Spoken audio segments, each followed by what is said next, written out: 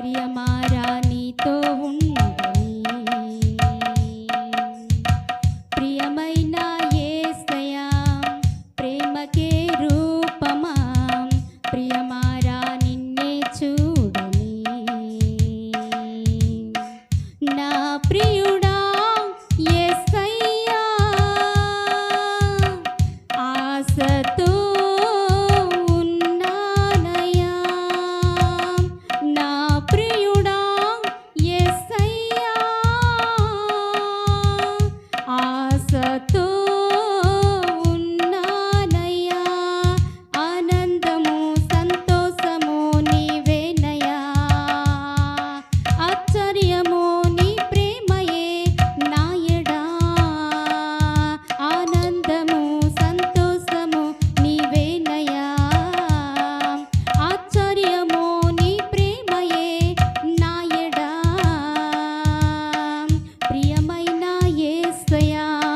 ప్రేమకే రూపమా ప్రియమారా నీతో ఉండని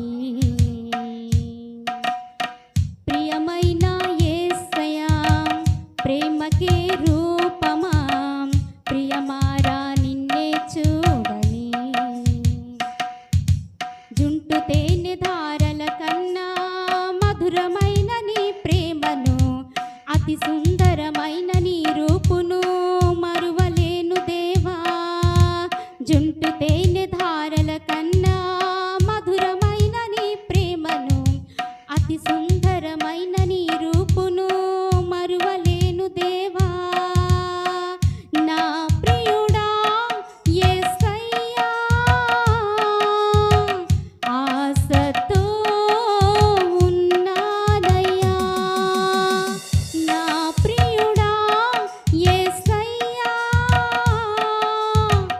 ఆశతో ఉన్నానయ్యా ఆనందము సంతోషము నీవేనయ్యా ఆశ్చర్యము నీ ప్రేమయే నాయడా ఆనందము సంతోషము నీవేనయ్యా ఆశ్చర్యము నీ ప్రేమయే నాయడా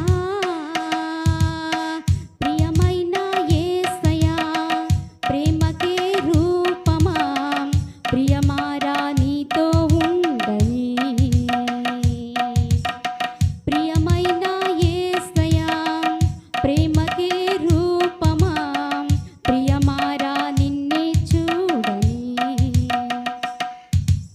ఎంతకాలము వేచియుంటిని ఎవరు చూపని ప్రేమకై ఎదుట నీవే హృదిలో నీవే మనసున నీవే ఎంతకాలము వేచియుంటిని ఎవరు చూపని ప్రేమకై ఎదుట నీవే హృదిలో నీవే మనసున నీవే నా ప్రియుడా యేసయ్యా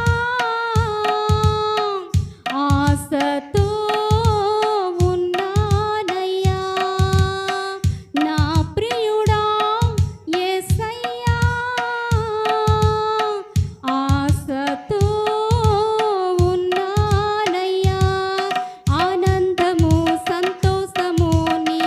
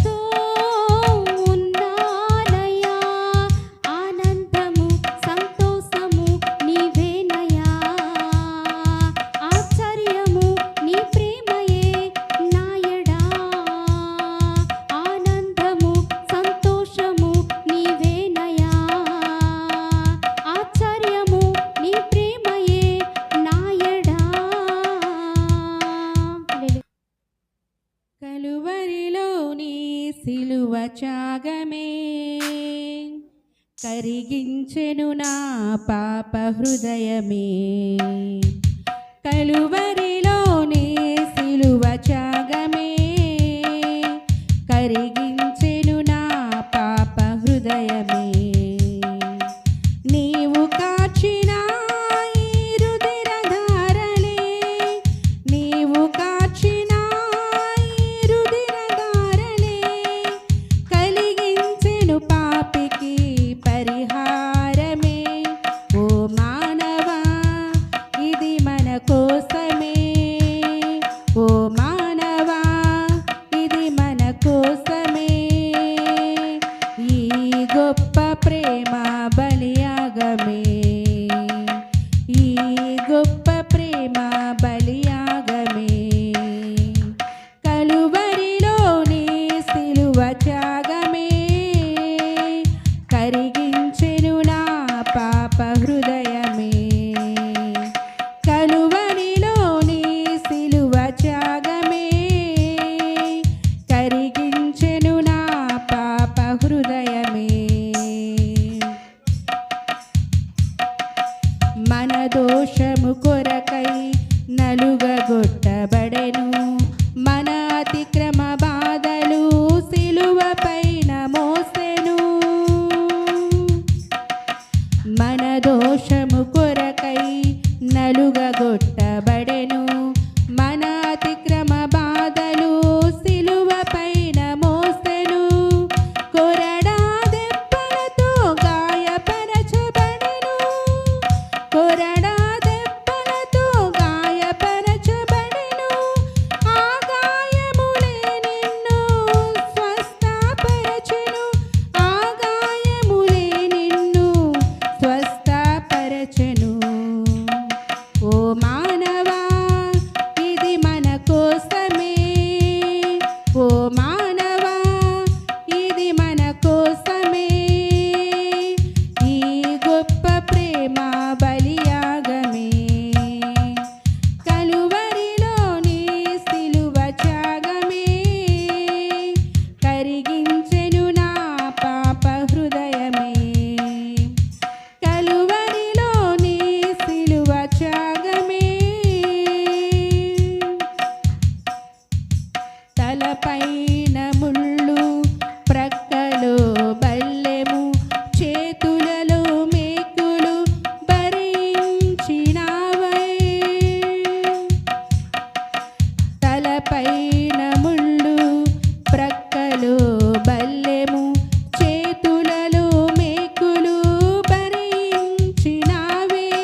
వదకుతే బడిన గొర్రె పిల్లవోలే, వదకుతే బడిన గొర్రె పిల్లవోలే మౌనముగా శిక్షను సహించినావే, మౌనముగా శిక్షను సహించినావే. ఓ మానవా ఇది మన కోసమే, ఓ మానవా ఇది మన కోసమే. ఈ గొప్ప ప్రేమ బలియాగమే కలువరిలోని సిలువ త్యాగమే.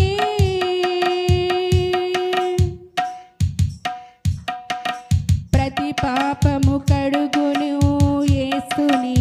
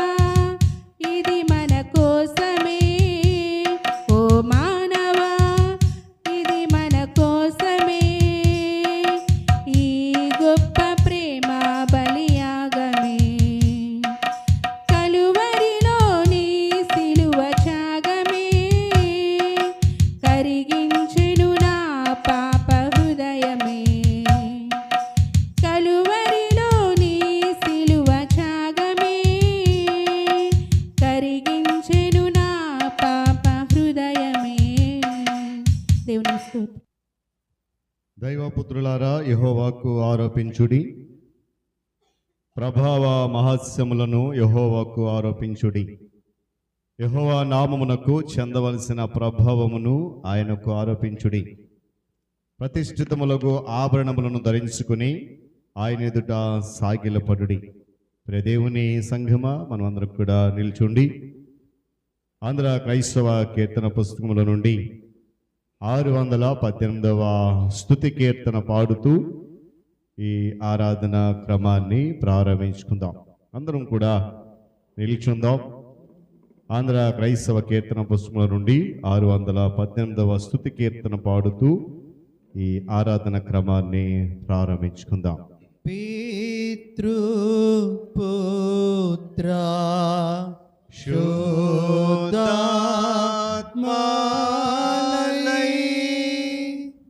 మేళానీచు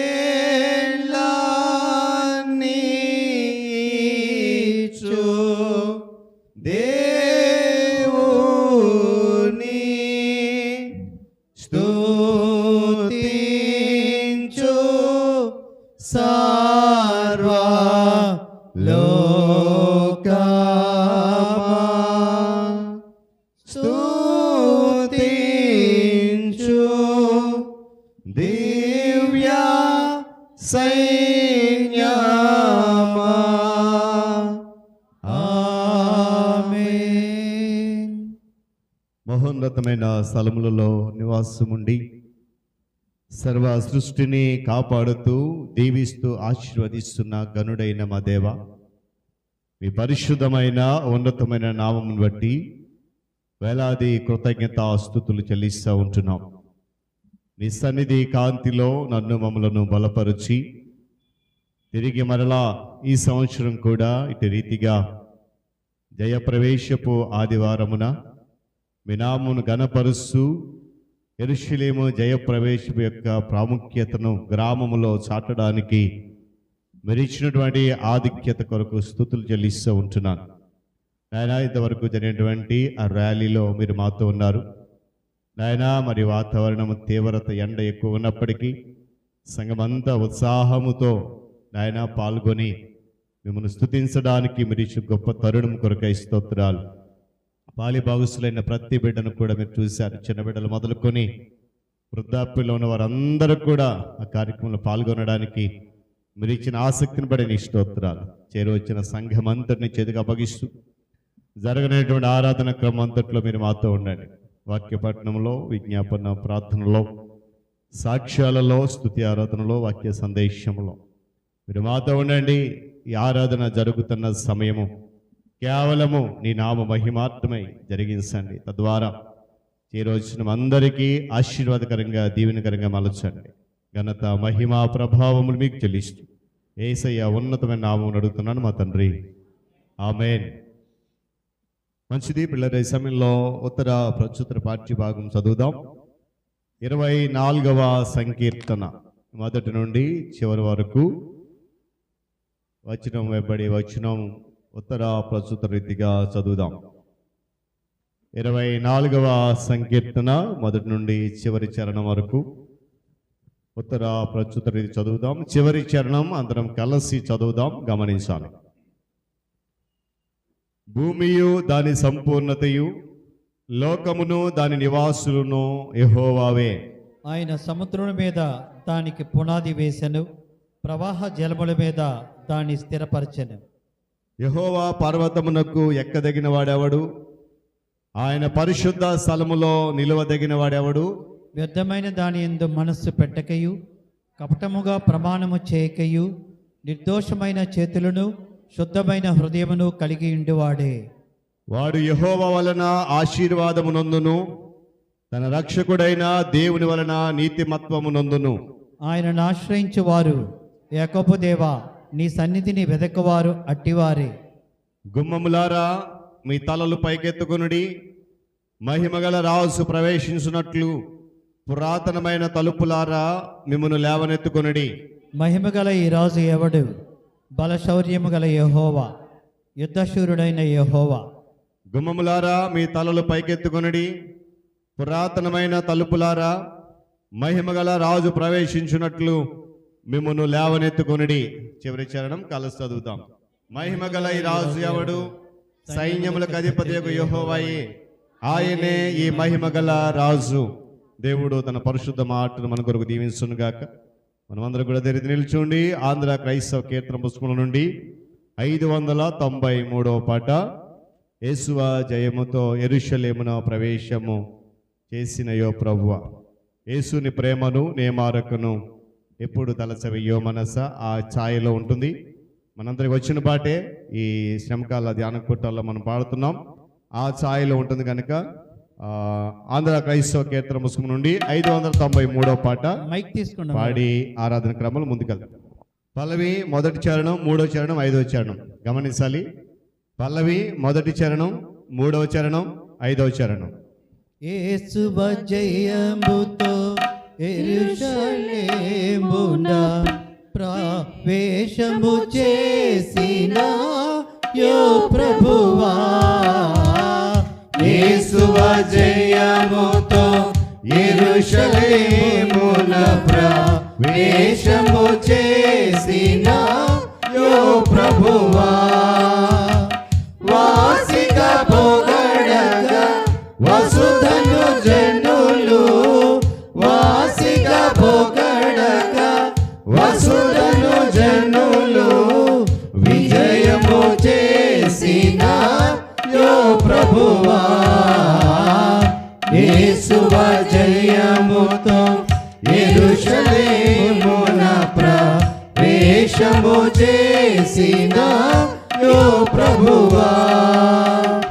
మాటలు పట్టియు బట్టలు పరచియు, బట్టలు పట్టియు బట్టలు పరచియు, గట్టిగా పాడగా యో ప్రభువా.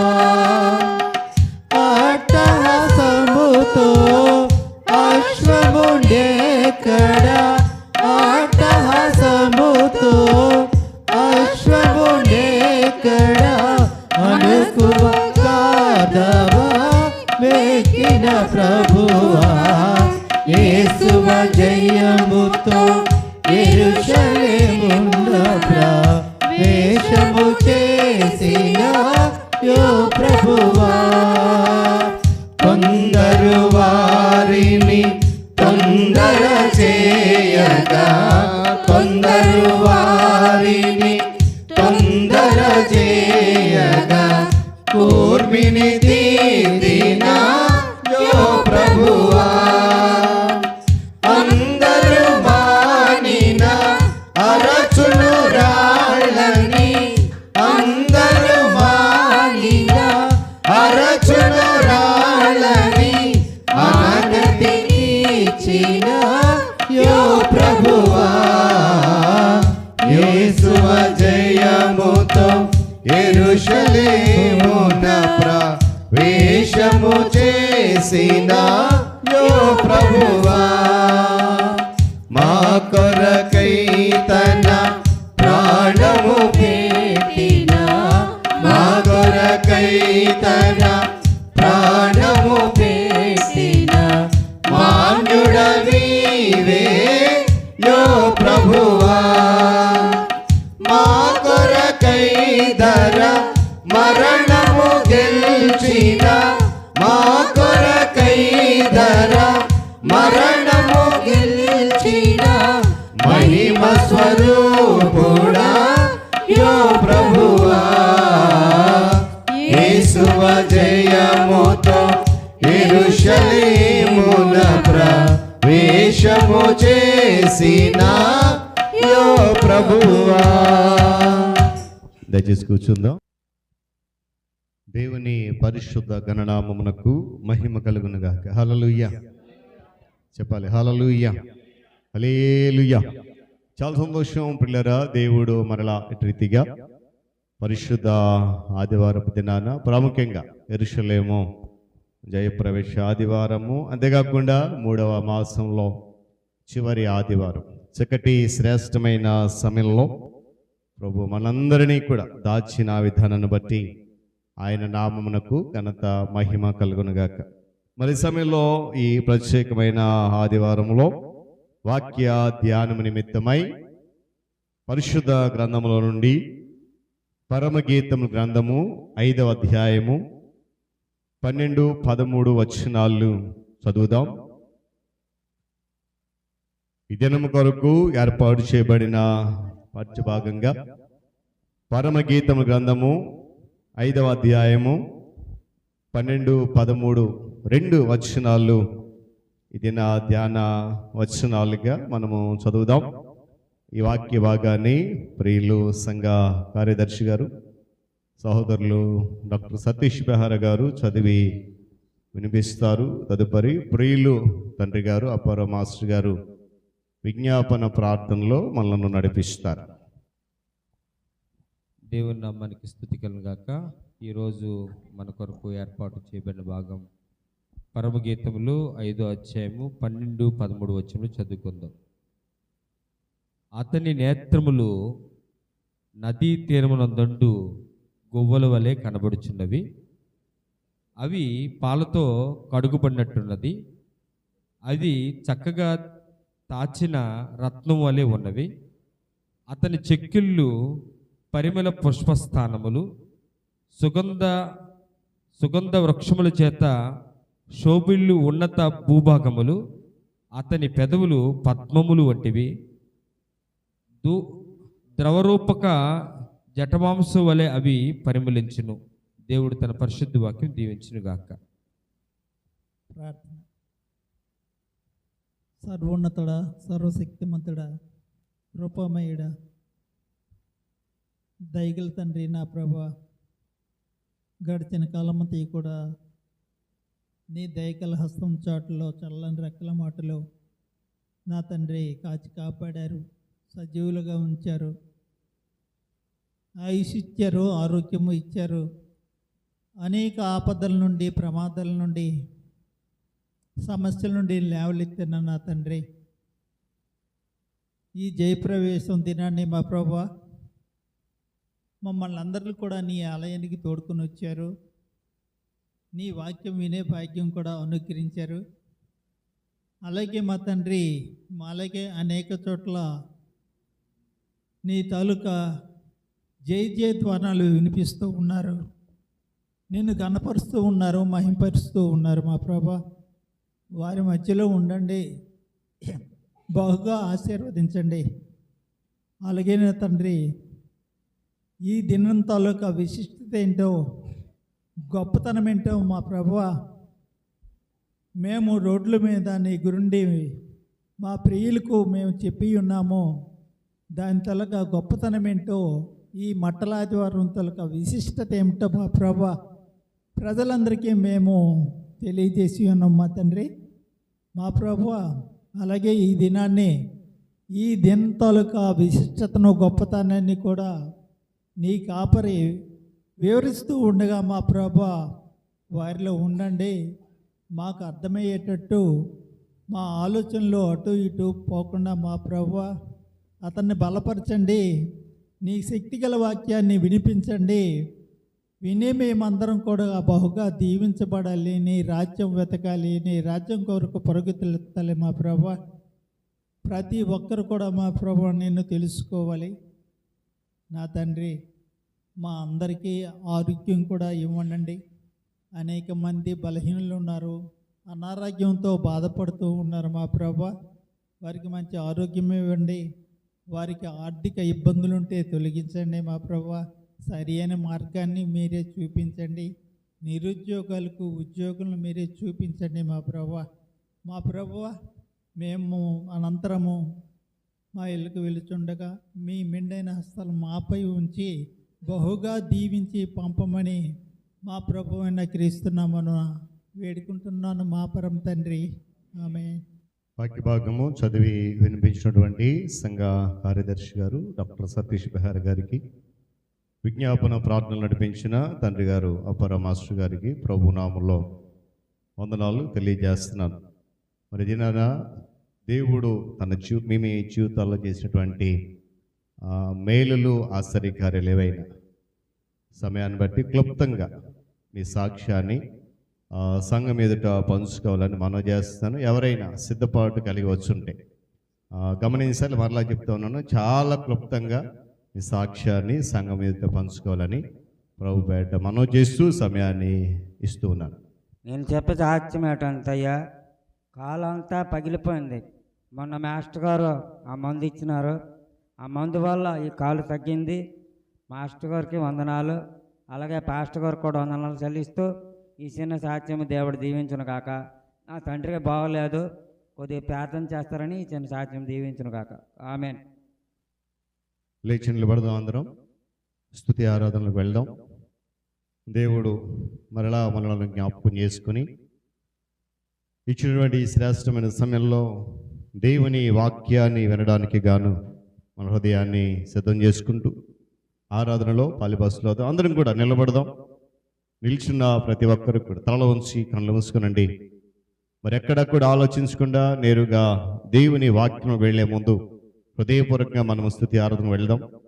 మరి స్తుతి ఆరాధన నడిపించే వారితో పాటు మనం కూడా ఆరాధన చేద్దాం. పాట వచ్చి ఉంటే కలిసి పాడండి. ఒకవేళ ఆ పాట మనకు రాని పక్షాన చప్పట్లతో దేవుని నామాన్ని మహిమపరచాలని మనం చేస్తూ ఈ సమయంలో మరి ప్రియులు సహోదరి డాక్టర్ సౌజన్య గారు ముందుకు వచ్చి స్తుతి ఆరాధనలో మనందరినీ నడిపిస్తారు. దేవుని నామమునకు స్తోత్రములు. సంఘమంతటికి నాకు వందనాలు తెలియజేస్తున్నాను. మనం ప్రాముఖ్యమైన సమయంలోకి వచ్చి ఉన్నాము. స్తుతి ఆరాధన చేసే సమయము. ఆ దినాన్న మట్ల ద్వారా దినాన్న యేసుక్రీస్తు వారు యెరూషలేములో జయప్రవేశం చేసినట్లు ఆయన ఈరోజు మన అందరి హృదయాల్లో జయప్రవేశం చేయలేని మన అందరము నోర్లు విప్పి ఆయన స్తుతించి ఆరాధిద్దాము. హోసన్ అనే మాటకి హీబ్రూలో సేవ్ నవ్ అనే అర్థము. అంటే ఇప్పుడే మమ్మల్ని రక్షించని మనందరం కూడా హోసన్న అని ఆయన స్తుతిస్తూ దేవా మమ్మల్ని ఇప్పుడు రక్షించని హృదయపూర్వకంగా ఆయన స్తుతిద్దాము. కృతజ్ఞతలు మనం దేవుని కృతజ్ఞతాస్తులు చెల్లించడం మంచిది. ఆయన స్తుతించినప్పుడు మనం పూర్ణ ఆత్మతోనూ పూర్ణ బలముతోనూ పూర్ణ వివేకంతోనూ స్తుతించడం మంచిది. కనుక అందరికీ వచ్చిన పాట అయితే నాతో కలిసి పాడమని వేడుకొచ్చినా, లేదు అంటే చప్పట్లు కొట్టి దేవుని స్తుతించవలసిందిగా మనం చేస్తున్నాం.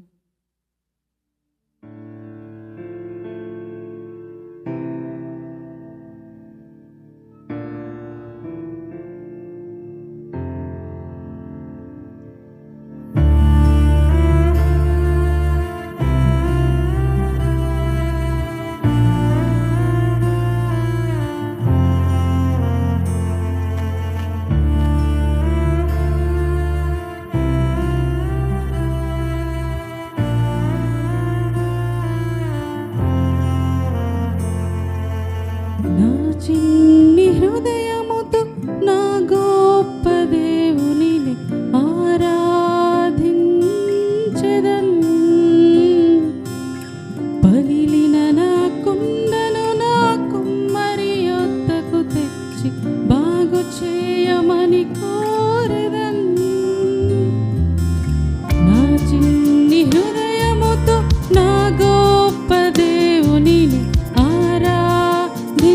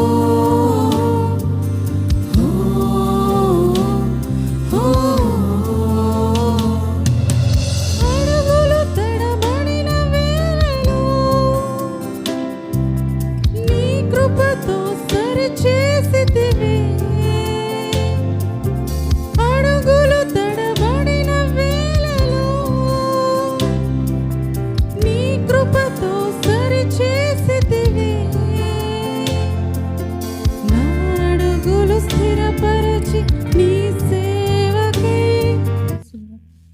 ప్రార్థన. పరిశుద్ధుడ మోహనతుడైన రాజా, నీ పరిశుద్ధముకు వందనాలు, స్తుతులు, స్తోత్రాలు. నీ కృపను పెట్టి, నీ ప్రేమను పెట్టి నాయన మమ్మల్ని నీ సజీవులమైన రెక్కల కింద భద్రపరిచి కాచి కాపాడిన దేవానికి వందనాలు. ఇదిగో నాయన ఈ యొక్క పునర్దిన రోజున మాట్లాడేవారు నీ నామాన్ని కనపరచడానికి, నీ నామాన్ని స్తుతించడానికి నీ సన్నిధిలో మమ్మల్ని అందరినీ నాయన నీ యొక్క రెక్కల కింద భద్రపరిచిన దేవానికి వందనాలు. ఇదిగో ప్రభువా, ఇంతవరకు నాయన నీ స్తుతి ఆరాధనలో మీరు మాకు సహాయం చేసిన దేవానికి వందనాలు. స్తుతి ఆరాధన ద్వారా నీ నామాన్ని కనపరచడానికి, నీ నామాన్ని స్తుతించడానికి మీరు ఇచ్చిన ధన్యత పెట్టి నీకు వందనాలు యేసయ్యా, నీకు స్తోత్రాలు. ఇంత భాగ్యం మీరు మాకు ఇచ్చారంటే కేవలం నీ కృపే ప్రభువా. నీ కృప లేనిదే మేము ఇలా జీవించలేము యేసయ్యా. మా పట్ల మీ కృప చూపించండి అయ్యా. ఆరాధన చేసిన నాయన నీ బిడ్డను దీవించండి, ఆశీర్వదించండి. కుటుంబాన్ని ప్రభు నీ కృపతో నింపండి దేవానికి వందనాలు. ఆరాధన అంతట్లో నేను పాల్గొన్న మమ్మల్ని అందరినీ నాయన నీ కృపతో నీ ప్రేమతో ప్రభా నాయన నడిపించి దీవించి ఆశీర్వదించమని అడుగుచున్నాను దేవానికి వందనాలు. ఈ సమయం అందునైనా వాక్యం అందిస్తుండగా నీ సేవకులను నా తండ్రి ఏడంతా ఆత్మశక్తితో అభిషేకించి నా తండ్రి ఆయన వాక్యం అందిస్తుండగా ప్రభా నీ సేవకులని ఆత్మశక్తితో అభిషేకించి ఎనకల హృదయం గ్రహించే మనసు మా అందరికీ దయచేయమని యేసు పరిశుద్ధ నామమున ఏడుకుని ప్రార్థిస్తున్నాం పరమ తండ్రి, ఆమేన్. దేవుని పరిశుద్ధ గణనామమునకు మహిమ కలుగునుగాక. హల్లెలూయా చెప్దామా? హల్లెలూయా, హల్లెలూయా. చాలా సంతోషం ప్రియులారా. దేవుడు తన మహాకృపను బట్టి మరలా ఇటు రీతిగా ఆయన పరిశుద్ధ సన్నిధానములో నివసించడానికి మనందరికీ అనుగ్రహించేటువంటి శ్రేష్టమైన విలువైన అనుకూలత సమయాన్ని బట్టి ప్రభు ఉన్నతమైన గణనామమునకు ఘనత మహిమ ప్రభావములు కలుగునుగా. చేరువచ్చిన మీ అందరికీ, సంఘ నాయకులైన వారికి, విశ్వాసులుగా ఉన్న ప్రతి ఒక్కరికి కూడా యేసుక్రీస్తు వారి ఉన్నతమైన నామంలో శుభాలు తెలియజేస్తున్నాను. ప్రత్యేకంగా మరి ఈ జయప్రవేశపు ఆదివారపు ఆరాధన శుభాలు కూడా మీకు తెలియజేస్తూ ఉన్నాను. మంచిది. మరి మధ్యలో దేవుని వాక్యం మనము చదవగా విన్నాం. పరమగీతముల గ్రంథము 5వ అధ్యాయము 12-13 వచనాలు చదవగా విన్నాం. మరి ఈ శ్రమకాల ధ్యాన కూటాలలో గడిచిన 5 ఆదివారాలు కూడా పరమగీతాల నుంచి మనము ధ్యానం చేస్తున్నాం. మొదటి 3 ఆదివారాలు మొదటి అధ్యాయం నుండి ధ్యానం చేశాం. మరి ఈ 3 ఆదివారాలు 5వ అధ్యాయంలో మనమున్నాం.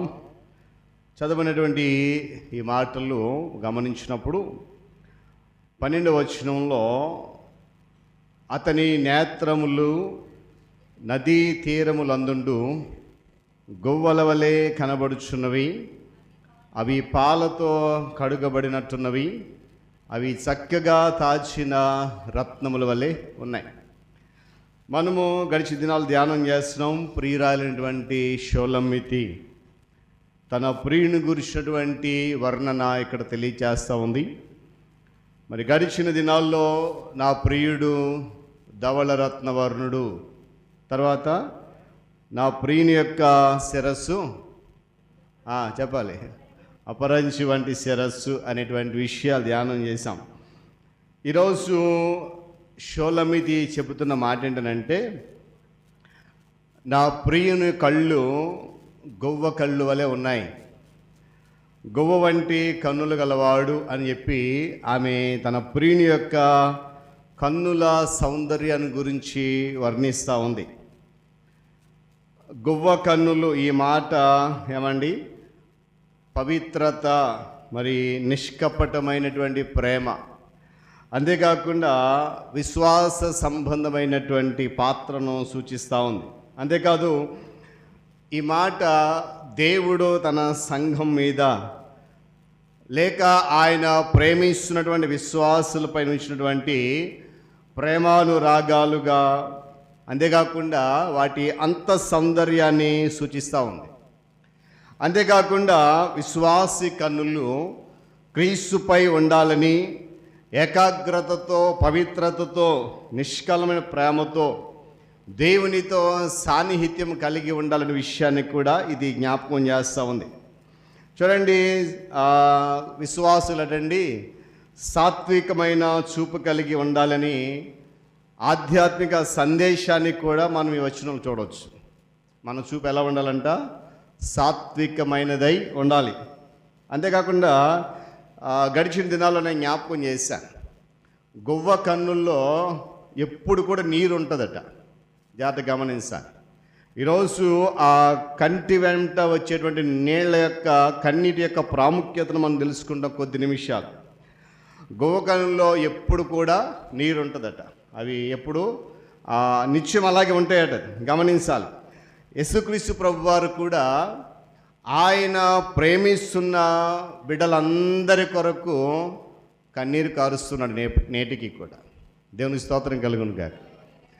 గువ్వ కన్నుల్లో నిరంతరం ఏ విధంగా అయితే కన్నీరు కనబడుతుందో, ఆయన ప్రేమించినటువంటి విశ్వాసులను బట్టి క్రీస్తు ప్రభువారు నిత్యము ఏం చేస్తున్నాడంట? కన్నీరు కారుస్తూనే ఉన్నాడు. దానికి గల కారణాలు ఏంటో మనకు తెలుసు. ఎందుకు ఆయన మన నిమిత్తం కన్నీరు కారుస్తున్నాడు అనే విషయాలు మనము ఒకసారి పరిశీలన చేసుకోవాలి. యేసుక్రీస్తు ప్రభువారు శరీరధారిగా మానవుడిగా ఈ లోకంలో ఉన్నప్పుడు ఆయన కన్నీరు కార్చినట్లుగా దేవుని యొక్క వాక్యంలో మనం చూస్తాం నూతన నిబంధన గ్రంథంలో. అయితే చాలామందికి ఒక ప్రశ్న వారి యొక్క మైండ్లో పరుగెడుతూ ఉంటుంది. ఏంటనంటే, ఆయన దేవుడు కదా, ఎందుకు ఏడ్చాడు కదా? చాలామంది వచ్చేటువంటి ప్రశ్న మీకు ఎప్పుడైనా వచ్చిందా? అసలు ఆ మాటలు ఎప్పుడైనా చదివారా? యేసు కన్నీళ్ళు విడిచాను అన్న మాట ఎప్పుడైనా చదివారా? చాలామంది చదవలేదు, చాలామంది తక్కువ మంది చదివారు. చాలామందికి వచ్చిన సందేహం ఏంటంటే, ఆయన దేవుడు కదా, శక్తిమంతుడు కదా, సర్వోన్నతుడు కదా, ఎందుకు ఏడ్చాడు అనేటువంటి సందేహం. అయితే ఒక విషయం మనం ఎప్పుడు జ్ఞాపకం చేసుకోవాలి. యేసుక్రీస్తు ప్రభువారు ఈ భూమి మీద నివసించినప్పుడు ఆయన పరిపూర్ణ మానవుడు మరియు పరిపూర్ణ దేవుడు కూడా. గమనించాలి. కేవలం మానవుడిగా మాత్రమే జీవించలేదు, అలాగని కేవలం దేవుడిగా మాత్రమే భూమి మీద ఆయన జీవించలేదు. పరిపూర్ణ మానవుడిగా పరిపూర్ణ దేవుడిగా ఆయన ఉన్నాడు. అంటే మానవత్వము దైవత్వము రెండు కూడా ఆయనలో ఇమిడి ఉన్న విషయాన్ని గమనించాలి. ఆయన మానవుడు కనుక ఏడ్చాడు, కోపగించాడు, ఏమంటే ఆకలిగా ఉన్నాడు, దప్పిగా కలిగి ఉన్నాడు, అంతేకాకుండా నిద్రించాడు అని కూడా దీనికి వాక్యం జ్ఞాపకం చేస్తుంది. రెండవది, ఆయన సంపూర్ణ దేవుడు కనుక మరణము జయించి లేచాడు. దేవుని స్తోత్రం కలుగును గాక. మానవుడిగా ఏ లక్షణాలు కలిగి ఉండాలో అవన్నీ కూడా ఆయన కలిగి ఉన్నాడు. ఏంటంట, నేను మరలా జ్ఞాపకం చేస్తాను. ఆయన మనుషుని కొరకు ఏడ్చాడు, మనుషుల మీద కోప్పడ్డాడు, ఆకలేసినప్పుడు ఆకలి కలిగి ఉన్నాడు, దప్పికొన్నాడు. ఏమండి, దేవుడు కనుక మరణమును జయించి లేచాడు, మరణించిన వారిని తిరిగి లేపగలిగాడు. దేవుని స్తోత్రం కలుగును గాక. చెప్పగలిగాడు. హల్లెలూయా. మూడోది ఏంటంటే, ఆయన సంపూర్ణ దేవుడు కనుక తుఫానును సహితము నెమ్మలించగలిగాడు.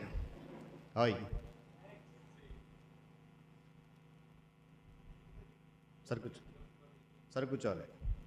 SIT right. మరణించిన వారిని తిరిగి లేవనెత్తాడు, మరియు సముద్రం మీద తుఫాను సహితమైన ఏం చేశాడంట?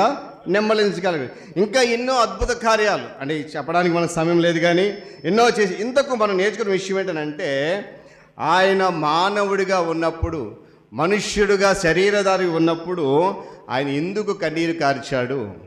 ఆ కన్నీటి గల కారణాలు ఏంటి? ఏమండి, ఆయన కన్నీరు కార్చినట్లు బైబిల్లో మూడు సార్లు మనం చూస్తూ ఉంటాం. ఆ మూడు కూడా ప్రాముఖ్యమైన సందర్భాల్లో ఆయన కన్నీరు కార్చినవే. ఏమండి, మనుషులకు చూడండి, చాలా సందర్భాల్లో మనము దుఃఖిస్తూ ఉంటాం, ఏడుస్తూ ఉంటాం.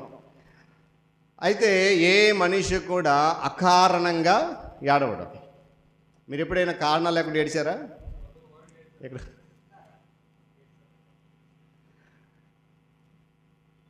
చాలామంది కారణం లేకుండా, అంటే అకారణం ఎవరు కూడా ఏడవరు, రోధించరు. వారు ఏడుస్తున్నారని అంటే దాని వెనక ఒక బలమైన కారణం ఉంటుంది.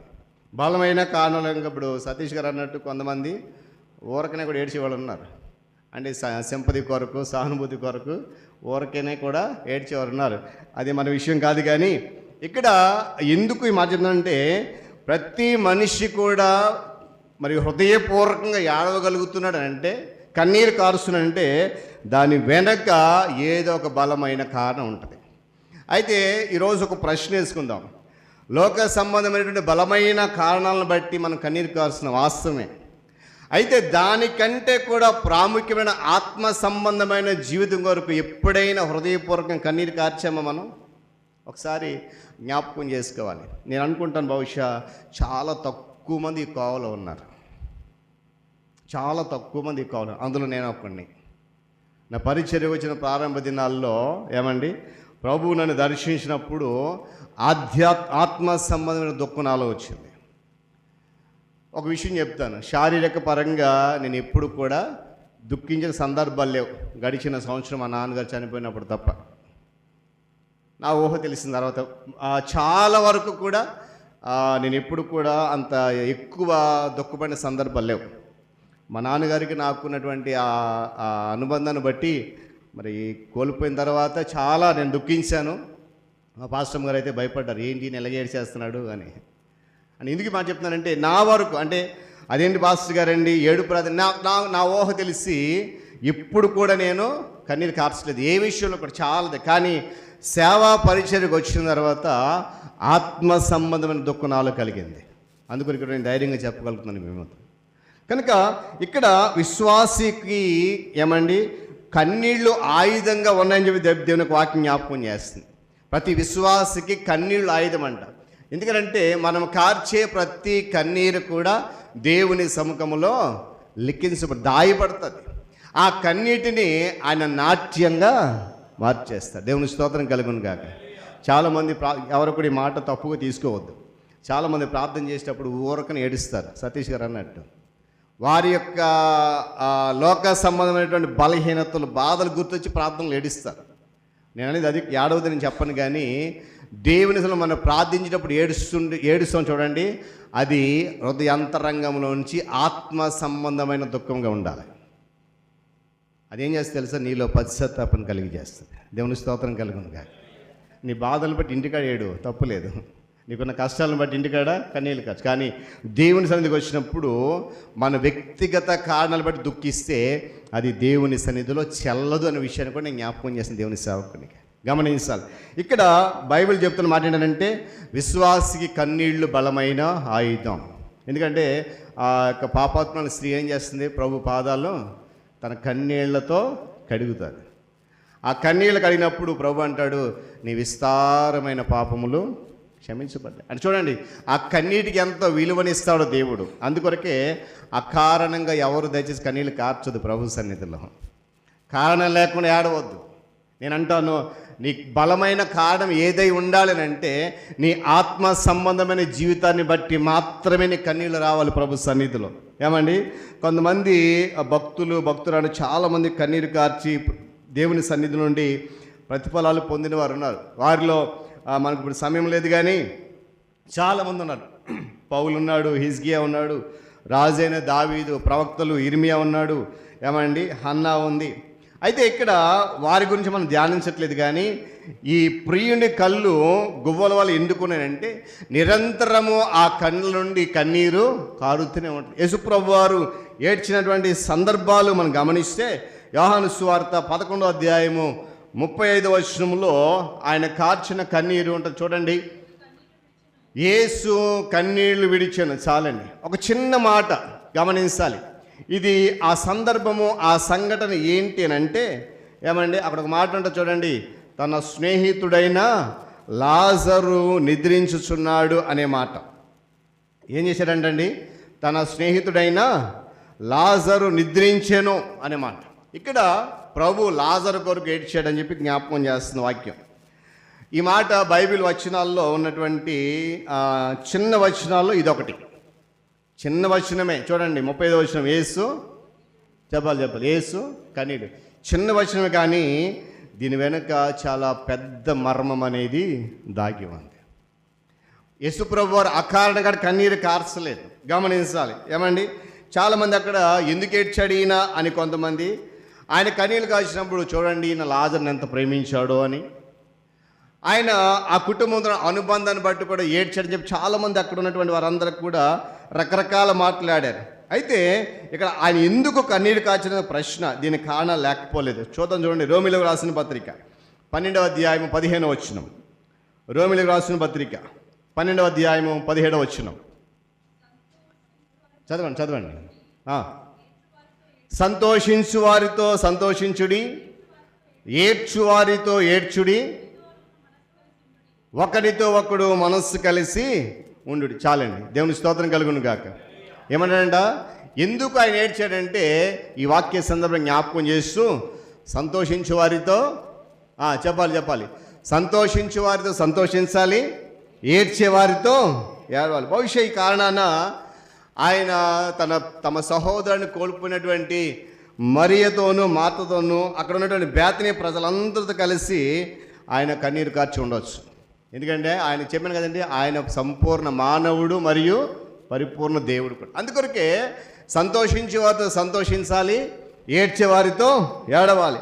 కొందరు చూడండి, చాలా మనుషులు కొందరు చాలా ఎక్కువ దుఃఖపడుతున్నారు అనుకోండి, వాళ్ళ దగ్గరికి నవ్వేవాళ్ళు కొంతమంది ఉన్నారు. మనలో ఎవరు లేరు కదా అలాంటి వాళ్ళు. ఏడ్చే వాళ్ళ దగ్గరికి వెళ్ళి నవ్వేవాళ్ళు కొంతమంది ఉంటే, నవ్వే వాళ్ళ దగ్గరికి వెళ్ళి ఏడ్చేవాళ్ళు కొంతమంది ఉంటారు. గమనించాలి. ప్రభు ఏమంటాడు, అంటే ఏ సందర్భంలో అదే చేయాలి. సంతోషిస్తూ ఉంటే సంతోషించాలి, ఏడుస్తూ ఉంటే ఏడవాలి. అంతేగాని వీళ్ళు సంతోషిస్తున్నప్పుడు వీళ్ళు ఏడవకూడదు, వాళ్ళు ఏడుస్తున్నప్పుడు వీళ్ళు ఇక్కడ యేసుప్రభు చేసి చూడండి, వాస్తవానికి ఆయన సంపూర్ణ దేవుడు కనుక వాళ్ళు ఏడుస్తున్న వాళ్ళందరితో దగ్గరికి వెళ్ళి చిరాకు పడిపోయి, ఎందుకు ఏడుస్తాను మీరు అనవసరంగా, మీకు పని పాటలేదని చెప్పి గద్దించవచ్చు. కానీ ఆయన ఆ పని చేయలే. కారణం ఏంటంటే ఆయన పరిపూర్ణ మానవుడు కనుక వారితో కలిసి ఆ కన్నీటిని అక్కడ పంచుకున్నట్లుగా దీనికి వాక్యం జ్ఞాపకం చేస్తూ ఉంది. గమనించాలి. చూడండి, ఈ రెండు ప్రమాదమే. సంతోషించే వారి దగ్గర ఏడవడం ప్రమాదమే, ఏడ్చేవాడి దగ్గర సంతోషించడం ప్రమాదం. రెండు ప్రమాదమే. ఏది చేసేవారితో అది కలిసి చేయాలి. ఇక రెండో మాట, ఇక్కడ ఎందుకు ఆయన కన్నీళ్ళు విడిచాడంటే లాజరు చనిపోయాడని కాదు, కానీ ఇక లేడు లాజరు నేను ఇక్కడ చూడను అని కాదు, కానీ చనిపోయిన లాజరు ప్రభువును ఎరుగకుండానే చనిపోయాడు. అది ప్రభువుకు వచ్చినటువంటి దుఃఖం. ఇక్కడ చాలా ఒక ప్రశ్న, అదేంటి పాస్టర్ గారండి, లాజరు మరియ మాతల కుటుంబం దేవునికి ఎంత సంబంధం కలిగి ఉంది, ప్రభు లాజరు ఎరగకపోవడం ఏంటి? ఇక్కడ సత్యాన్ని గమనించాలి. ఏంటంటే ప్రభు ఎప్పుడు ఆ కుటుంబం దర్శించినా మరియ మార్తలే ప్రభు దగ్గర ఉండేవారు, కానీ లాజరు అందుబాటులో లేడు. అందుకే ప్రభువుని ఎరుగకుండా చనిపోయినందుకు, ఒకవేళ లాజరుకి ఆత్మ నరకానికి వెళ్ళిపోతుందేమో అని బాధపడి చింతించి ఆయన కన్నీరు కార్చిన విషయాన్ని గమనించాలి. ఈరోజు ప్రభువుని మార్పు పొందని కాఠిన్య హృదయాన్ని బట్టి కూడా కన్నీరు కారుస్తున్నాం. గడిచిన దినాల్లో మనం వాక్య ధ్యానం చేశాం. ఏమన్నాడండి, మార్పు పొందని నీ కఠినమైన హృదయాన్ని బట్టి కూడా ప్రభు ఏం చేస్తున్నాడు, కన్నీరు కారుస్తున్నాడు. గత దినాల్లో జ్ఞాపకం చేశాను, మనం అందరం కూడా మారు మనసు పొందాం, చర్చికి వస్తున్నాం, వెళ్ళిపోతున్నాం, కానీ హృదయము చెప్పాలి హృదయము మారలే, అంతరంగం మారలేదు. దీనికి వాక్యంలో మాట్లాడినది, మనుష్యులు పైరూపాన్ని చూస్తారు కానీ చెప్పాలి దేవుడు అంతరంగాన్ని చూస్తారు. ఇక్కడ కూర్చున్న మన పైరూపాన్ని దేవుడు చూడట్లేదండి. ఈ విషయాన్ని గమనించాలి. ఇక్కడ కూర్చున్న మనము ఏ డ్రెస్ వేసుకొచ్చామో, ఏ రకంగా తయారయ్యొచ్చామో ప్రభు చూడట్లేదు. ఇక్కడ కూర్చున్న నీవు నీ హృదయాన్ని వాక్యానికి ఎంత దగ్గరగా ఉంచావో లేదనేది మాత్రమే నేను చూస్తాను. ఎందుకు ఈ మాట చెప్తున్నానంటే, లాజరు మరియ మార్త కుటుంబం ప్రభుతో సంబంధం ఉంది, కానీ లాజరు పూర్తిగా ప్రభువుని ఎరగకుండానే చనిపోయాడు. బహుశా నేను అనుకుంటున్నాను ఆయన ఆలస్యం చేయడం గల కారణం కూడా అదేనేమో. అంటే ఎరగకుండా చనిపోయిన వాని సహితము లేపగలిగితే దేవుని యందు ఎంతమంది విశ్వాసం ఉంచుతారో అనే ఆలోచన బహుశా ప్రభువుకు వచ్చి ఉండొచ్చు. అందుకొరకే అక్కడ మాట ఉంటుంది, లాజరు చనిపోయిన తర్వాత కూడా ఆ వార్త విని కూడా ఒక 2 దినాలు ఇంకా అక్కడే ఉన్నాడండి, వెళ్ళే. ఈలోపు లాజరు చనిపోయాడు. వచ్చిన తర్వాత ప్రభు ఎందుకు ఈ మాట చెప్తాను పిల్లరా, ఈరోజు ప్రభు దగ్గరికి వస్తున్నాము మార్పు పొందని హృదయముతో. ప్రభు దగ్గరికి వస్తున్నాము ఏమండి స్పష్టత లేని విశ్వాసముతో, ప్రభు దగ్గరికి వస్తున్నాము నిశ్చయత లేనటువంటి ఆధ్యాత్మిక జీవితంతో. అందుని బట్టి ప్రభు కన్నీరు కారుస్తున్నాడు. జాగ్రత్త ప్రియ దేవుని సంగమ, గమనించాలి. 119వ కీర్తన 136 చరణం చదవండి ఒకసారి. 119వ సంకీర్తన 136 చరణం. జనులు నీ ధర్మశాస్త్రమును అనుసరించకపోయినందుకు నా కన్నీరు ఏరులై పారుతుంది. దేవుని స్తోత్రం కలుగును గాక. కీర్తనకారుడు దేవునితో చెప్తున్న మాట ఏమంటున్నాడండి? జనులు ఏం చేయలేదంట. ఇప్పుడు నేను చెప్పిన మాట అదే. ప్రభు సన్నిధికి మనం వస్తున్నాము కానీ మన హృదయం దేవునికి దగ్గరగా లేదు. ప్రభుని ఆరాధిస్తున్న కానీ ఆత్మతో సత్యంతో ఆరాధించిన సత్యాన్ని మర్చిపోతాను. ఇక్కడ అదే కీర్తనకారుడు అన్నాడు, జనులు నీ ధర్మశాస్త్రం అనుసరించకపోయినందున నా కన్నీరు ఏరులై పారుతుంది. మరి ఈరోజు నశించిపోతున్న ఆత్మల కొరకు నువ్వు ఎంత కన్నీరు కారుస్తున్నావు?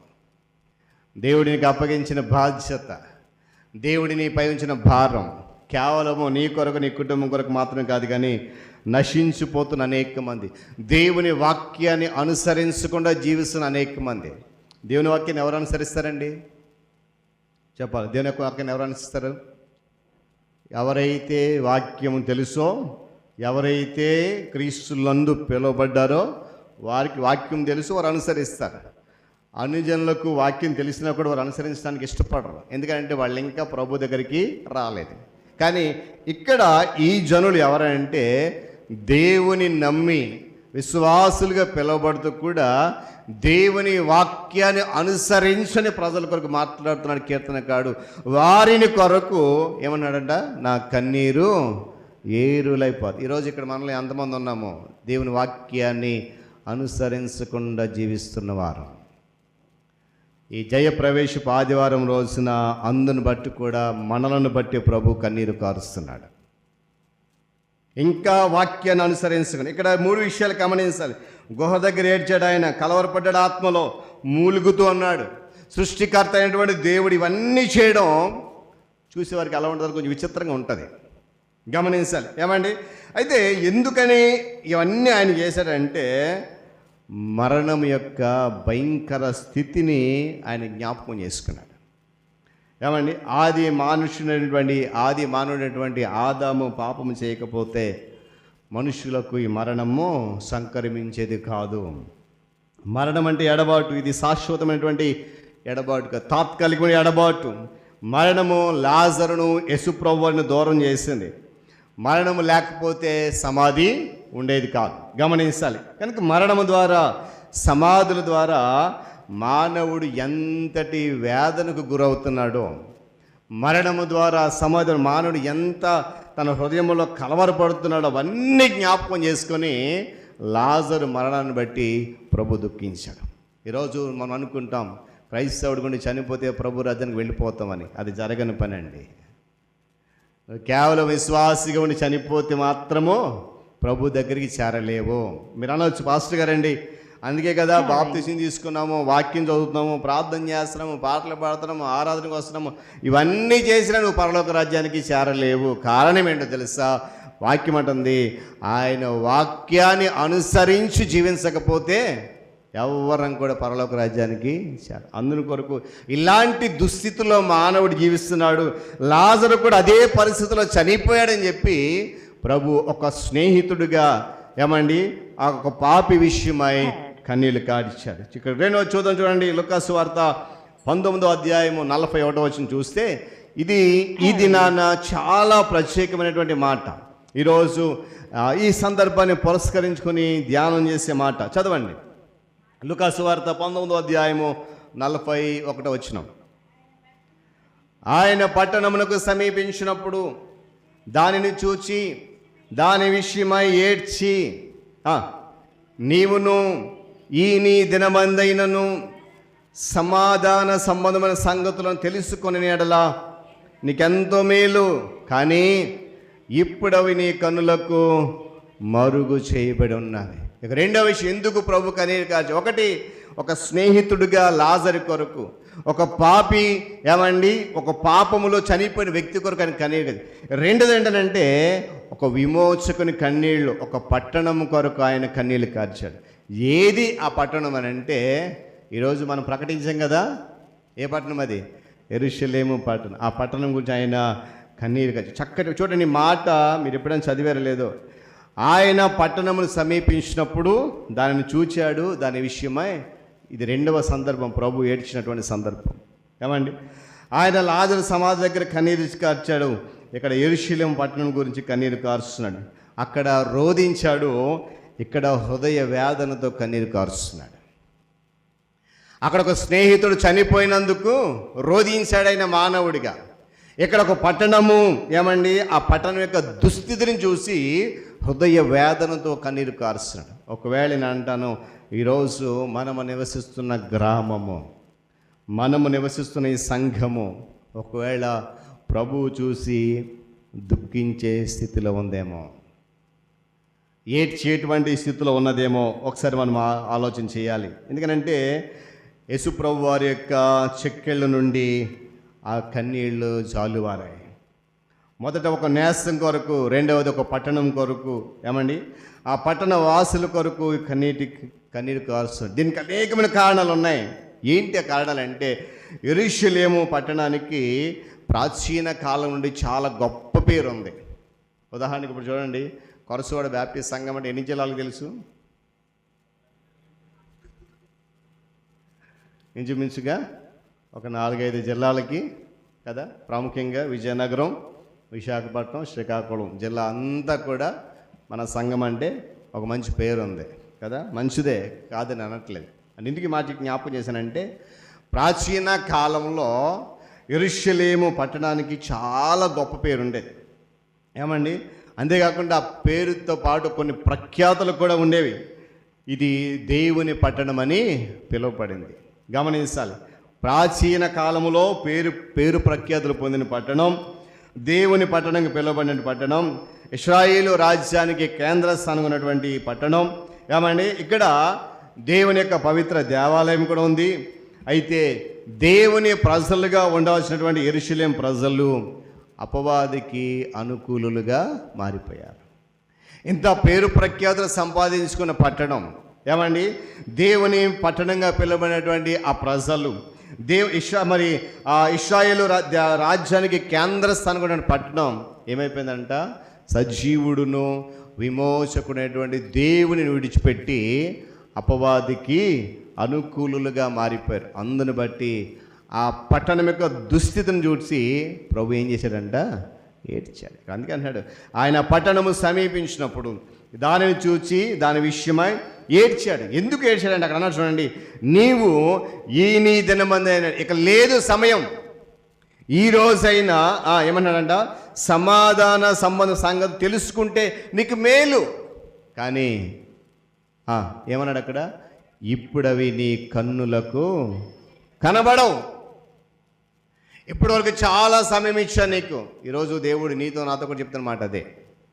ఇప్పటి వరకు ఇన్ని సంవత్సరాలు నీ క్రైస్తవ జీవితంలో, ఇన్ని సంవత్సరాలు నీ ఆధ్యాత్మిక జీవితం చాలా సమయం ఇచ్చాను, కానీ ఆ సమయాన్ని నువ్వేం చేయలేదు, సద్వినియోగం చేసుకోలేదు. అందుకే అంటున్నాడు, యెరూషలేము పట్టణాన్ని చూసి దుఃఖించిన దేవుడు ఈరోజు ఒకవేళ నిన్ను నన్ను చూసి నీవు నీ దినమందైనా సమాధాన సంగతి తెలుసుకుంటే అది నీకు మేలు, కానీ ఇప్పుడు అవి నీకేం చేయవాడో కనబడవు.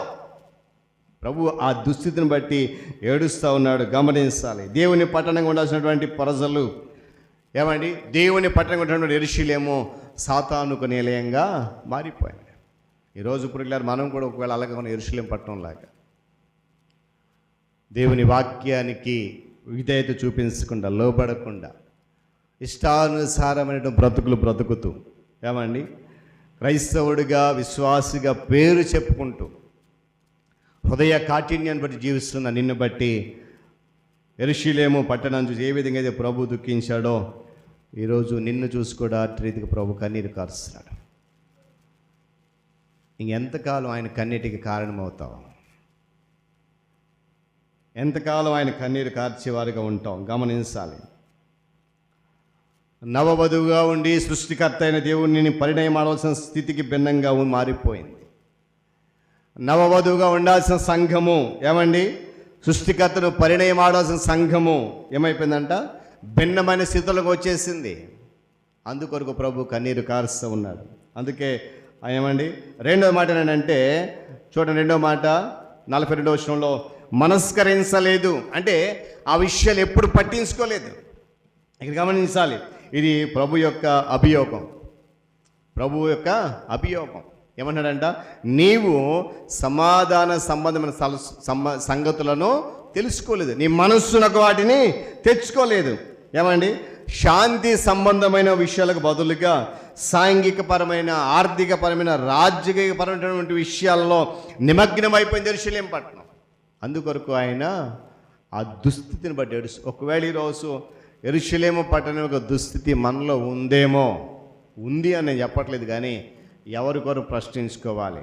ఆత్మ సంబంధమైన విషయాలకు బదులుగా సాంఘికపరమైన, ఆర్థికపరమైన, రాజకీయపరమైన సంగతులలో నిమగ్నమైపోయి కేవలము పేరుకు మాత్రమే నామకార్థ క్రైస్తవులుగా ప్రభు సన్నిధికి వస్తున్నావేమో, నిన్ను బట్టి ప్రభు కన్నీరు కారుస్తున్నాడు. జాగ్రత్త, జాగ్రత్త. ఆధ్యాత్మిక సంబంధ విషయాలను ఆలోచించడానికి క్షణం తీరిక లేని వారిగా మారిపోతున్నాం మనం. ఆత్మ సంబంధ విషయాలను ఆలోచన చేయడానికి ఏమాత్రం కూడా సమయాన్ని కేటాయించట్లేదు. ఈ పట్టణం విషయం చూడండి, యెషయా గ్రంథము 62వ అధ్యాయము 5వ ఒక చక్కటి మాట ఉంది. యెషయా గ్రంథము 62వ అధ్యాయము 5వ వచనం చదువుదామా?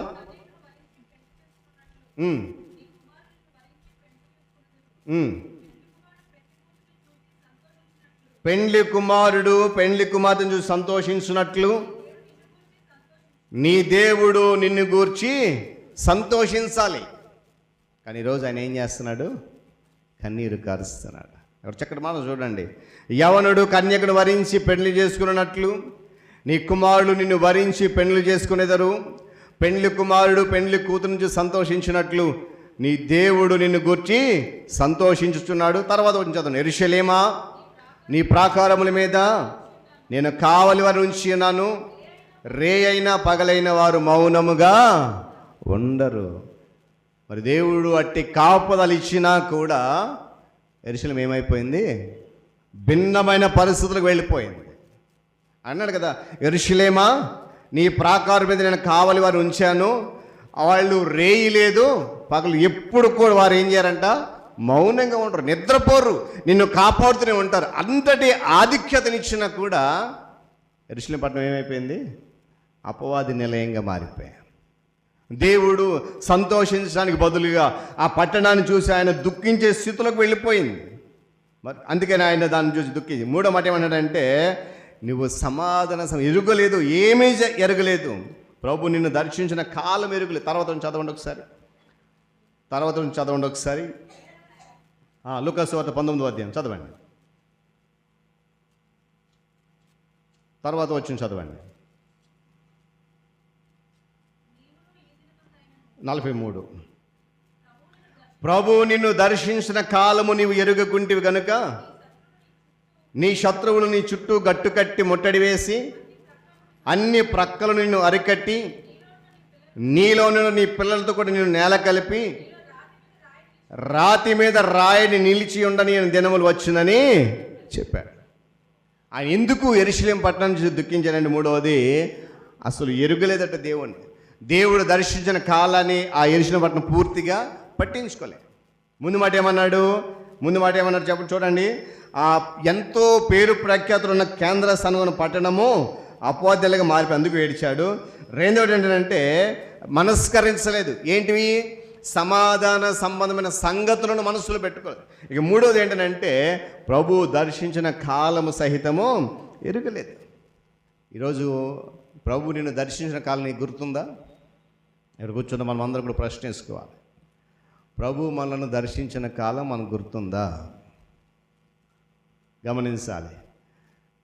ప్రభు నిన్ను తన కొరకు పిలుచుకున్నప్పుడు, లోకము నుండి నిన్ను వేరు చేసినప్పుడు, అపవాది బంధకాల నుండి విడిపించినప్పుడు, ఆ దినము ఆ సమయము నువ్వు ఎరిగి ఉంటే ఆత్మ సంబంధమైన సంగతుల్ని మనస్కరిస్తావు. ప్రభువును వెంబడించడానికి నువ్వు తీర్మానించుకున్న రోజు నీకు గుర్తుంటే, ఆయన నిన్ను దర్శించిన ఆ దినము నీకు గుర్తుంటే ఏమండి, తప్పనిసరిగా విమోచకుడైన ప్రభువు నిన్ను వెంబడిస్తావు. ఆయన నిన్ను చూసి కన్నీరు కార్చేవాడుగా కాకుండా సంతోషించేవాడుగా నువ్వు జీవించగలుగుతావు. దేవుని స్తోత్రం కలుగును గాక. ఏమండి, ఆయన దర్శనం ఎన్నోసార్లు యెరూషలేమును ఆయన విమోచించాలని ఆశపడ్డాడు. ఎన్నోసార్లు దాన్ని బంధకాలను విడిపించాలని ఆశపడ్డాడు. ఎన్నోసార్లు శత్రు సమూహం నుండి కాపాడాలని ఆయన ఆశపడ్డాడు. కానీ వారు ఆయనను విస్మరించారు, విసర్జించారు, పట్టించుకోలేదు, ప్రభువును ఎరుగలేదు. ఏమండి, ఈ విమోచకుని వారు గుర్తించలేకపోయారు. మరి ఎన్నోసార్లు యెరూషలేమును ఆయన దర్శించాడు, కానీ పట్టించుకున్న నాదుడే లేడు. ఈరోజు మనం కూడా అలాగే అయిపోయాం. దేవుని వాక్యం ఎన్నిసార్లు సూటిగా హృదయానికి తాకుతున్నా కూడా పట్టించుకునే పరిస్థితి లేదు. ఏదో అక్కడ చెప్పేవాళ్ళు చెప్తారులే, వినేసి వెళ్ళిపోదాంలే. నేను గతంలో కూడా చెప్పాను, ఇక్కడ నిలబడి నేనైనా ఇంకొకరైనా చెప్పే మాటలు సొంత మాటలు కాదు. సొంత మాటలు అయితే ఇంత సిద్ధపాటు కలిగి ఒళ్ళు దగ్గర పెట్టి చెప్పాల్సిన అవసరం లేదు కదండి. ఏ మాటలైనా మాట్లాడేచ్చు. ఈ సమాధాన సంబంధమైన సంగతులు, ఆత్మ సంబంధమైన సంగతులు ఉన్నటువంటి పరిశుద్ధ గ్రంథం ముందు నిలబడి, పరిశుద్ధుడైన దేవుని సన్నిధిలో నిలబడి చెప్తున్న ఈ మాటలు ఏమండి, మనము పట్టించుకోకపోతే, వాటిని బట్టి మనలను మనము దిద్దుకోకపోతే, వాటిని బట్టి మనలను మనం సరి చేసుకోకపోతే, ఒక మాట చూడండి, ఏమన్నాడంట, నీలో నీ పిల్లలతో కూడా నీ శత్రువులు ఏం చేస్తారంట, నేల కలిపేస్తారు. అందును బట్టి అలాంటి దుర్భరమైనటువంటి పరిస్థితిలోకి యెరూషలేం పట్టణం వచ్చేసింది. అందును బట్టి ఆయన దాని గురించి ఏడుస్తూ ఉన్నాడు. పాపపు శృంఖలాల నుండి, శాప బంధకాల నుండి విమోచించాలని ఆయన వెళ్తూ ఉన్నాడు క్రీస్తు. కానీ అవేమి వారికి పట్టనట్లే వారు నడుచుకుంటున్నారు. కానీ ఆయన యెరూషలేం జయప్రవేశం చేసినప్పుడు మాత్రము ప్రజలందరూ చాలా సంతోషంగా ఆయనను ఆహ్వానించారు. ఏమని? హోసన్న జయము, యూదుల రాజుకు జయము కదా, ఇలా చాలా సంతోషంగా ఆహ్వానించారు. కానీ ఆ పట్టణం యొక్క దుస్థితి ఆయనకు మాత్రమే తెలుసు. వారు అనుకుంటున్నారు మేము సంతోషంగానే ఉన్నాం, దేవునికి దగ్గరగానే ఉన్నాం, అన్ని విషయాల్లో దేవునికి అనుకూలంగా ఉన్నాం అనుకుంటున్నారు. కానీ వారి యొక్క ప్రవర్తన, వారి అంతరంగము, వారి విధి విధానం అంతా కూడా ఎరిగి ఉన్నాడు కనుక వాళ్ళంతా సంతోషంగా పట్టణానికి వారు ఆహ్వానించినా కూడా ఆ పట్టణం చూసి ఆయన ఏం చేశాడంట, ఏడుస్తున్నాడు. మరి ఈరోజు నీవు నేను కూడా ఎంత ఆడంబరంగా దేవుని ఆహ్వానించినా మన హృదయ పరిస్థితి ఆయనకు నచ్చకపోతే, నువ్వు ఎన్ని హంగు ఆర్భాడాలు చేసి ప్రభువుని ఆహ్వానించినా ఆయన నిన్ను బట్టి ఏడుస్తాడే తప్ప సంతోషించు. గమనించాలి ప్రియ దేవుని సంగమం. ఒకవేళ ఇప్పటికే మనము పైకి రంగు వేసుకుని యెరూషలేం పట్టణం లేక ప్రభువుని మోసం చేస్తున్నామేమో. నేను గతంలో కూడా చెప్పాను, నువ్వు మనుషులను మోసం చేయొచ్చు కానీ దేవుణ్ణి మోసం చేయలేవు. గడిచిన దినాల్లో ఒక చిన్న ఉపమానం కూడా చెప్పాను. ఏమండి, కాకి పావురాల గురించి ఒక చిన్న ఉపమానం చెప్పాను. ఎవరు గుర్తు నాకు తెలియదు, కానీ ఒక మాట జ్ఞాపకం చేసి నా సందేశాన్ని ముగిస్తాను. చాలా పావురాలు ఉన్నాయి, చాలా అందంగా కనబడుతూ ఉన్నాయి. కాకి పైనుంచి చూసి అనుకుందంట, అబ్బా ఈ పావురాలు ఎంత తెల్లగా ఉన్నాయి అని చెప్పి తనను తాను చూసుకుందట. కాకి ఎలా ఉంటుంది? నల్లగా ఉంటుంది. పావురాలు ఎలా ఉన్నాయి? తెల్లగా ఉన్నాయి. కాకి ఆరాటపడింది, అదే నేను కూడా వాటిలోకి మారిపోతే ఎంత బాగుంటుంది. అవి చూస్తే వాళ్ళు మనుషులు వాటి దగ్గరికి వెళ్తున్నారు, నన్ను చూస్తే తరిమి కొడుతున్నారని చెప్పి అనుకుందట. చుట్టూ చూసినప్పుడు దానికి ఒక తెల్లటి రంగు డబ్బా కనపడింది. పెయింట్ డబ్బా కనపడితే మరేమీ ఆలోచించకుండా నేరుగా ఆ పెయింట్ డబ్బాలో మునిగింది. మునిగినప్పుడు ఏమైంది? దాని శరీరం అంతా పూర్తిగా తెల్లగా మారిపోయింది. అప్పుడు అనుకుని చూసుకుని తనదాన్ని చూసుకుంది, బా నేను కూడా పావురంలాగా. మనసు మారిందా? మనసు మారిందా? రూపం మాత్రం మార్చుకుంది. వెళితే ఆ పావురాలను చూసి, ఇది కొత్తగా ఉంది, మనం ఎప్పుడు చూడలేదు ఈ మనిషిని, ఎక్కడి నుంచి వచ్చిందని చూస్తే, సరేలే ఎక్కడి నుంచి వచ్చి ఉంటుందో, మనలో కలిసి మనతోటి వాడే కదా అని చెప్పి ఊరుకుని. కానీ దాని ప్రవర్తన వాళ్ళకి కొంచెం భిన్నంగా కనపడింది, దాని నడక వారికి కొంచెం భిన్నంగా కనపడింది. అప్పుడు కొన్ని ఆలోచన చేస్తాయి, ఏంటి మనలాగా నడవట్లేదు, మనలాగా ప్రవర్తించట్లేదు, దాని ముక్కు చూస్తేనేమో పొడుగ్గా ఉంది, దాని వాలకమంతా కూడా మనలాగా లేదని చెప్పి చాలా వరకు ఆ మిగిలిన పావురాలు తజ్జిన మధ్య పడుతూనే ఉన్నాయంట.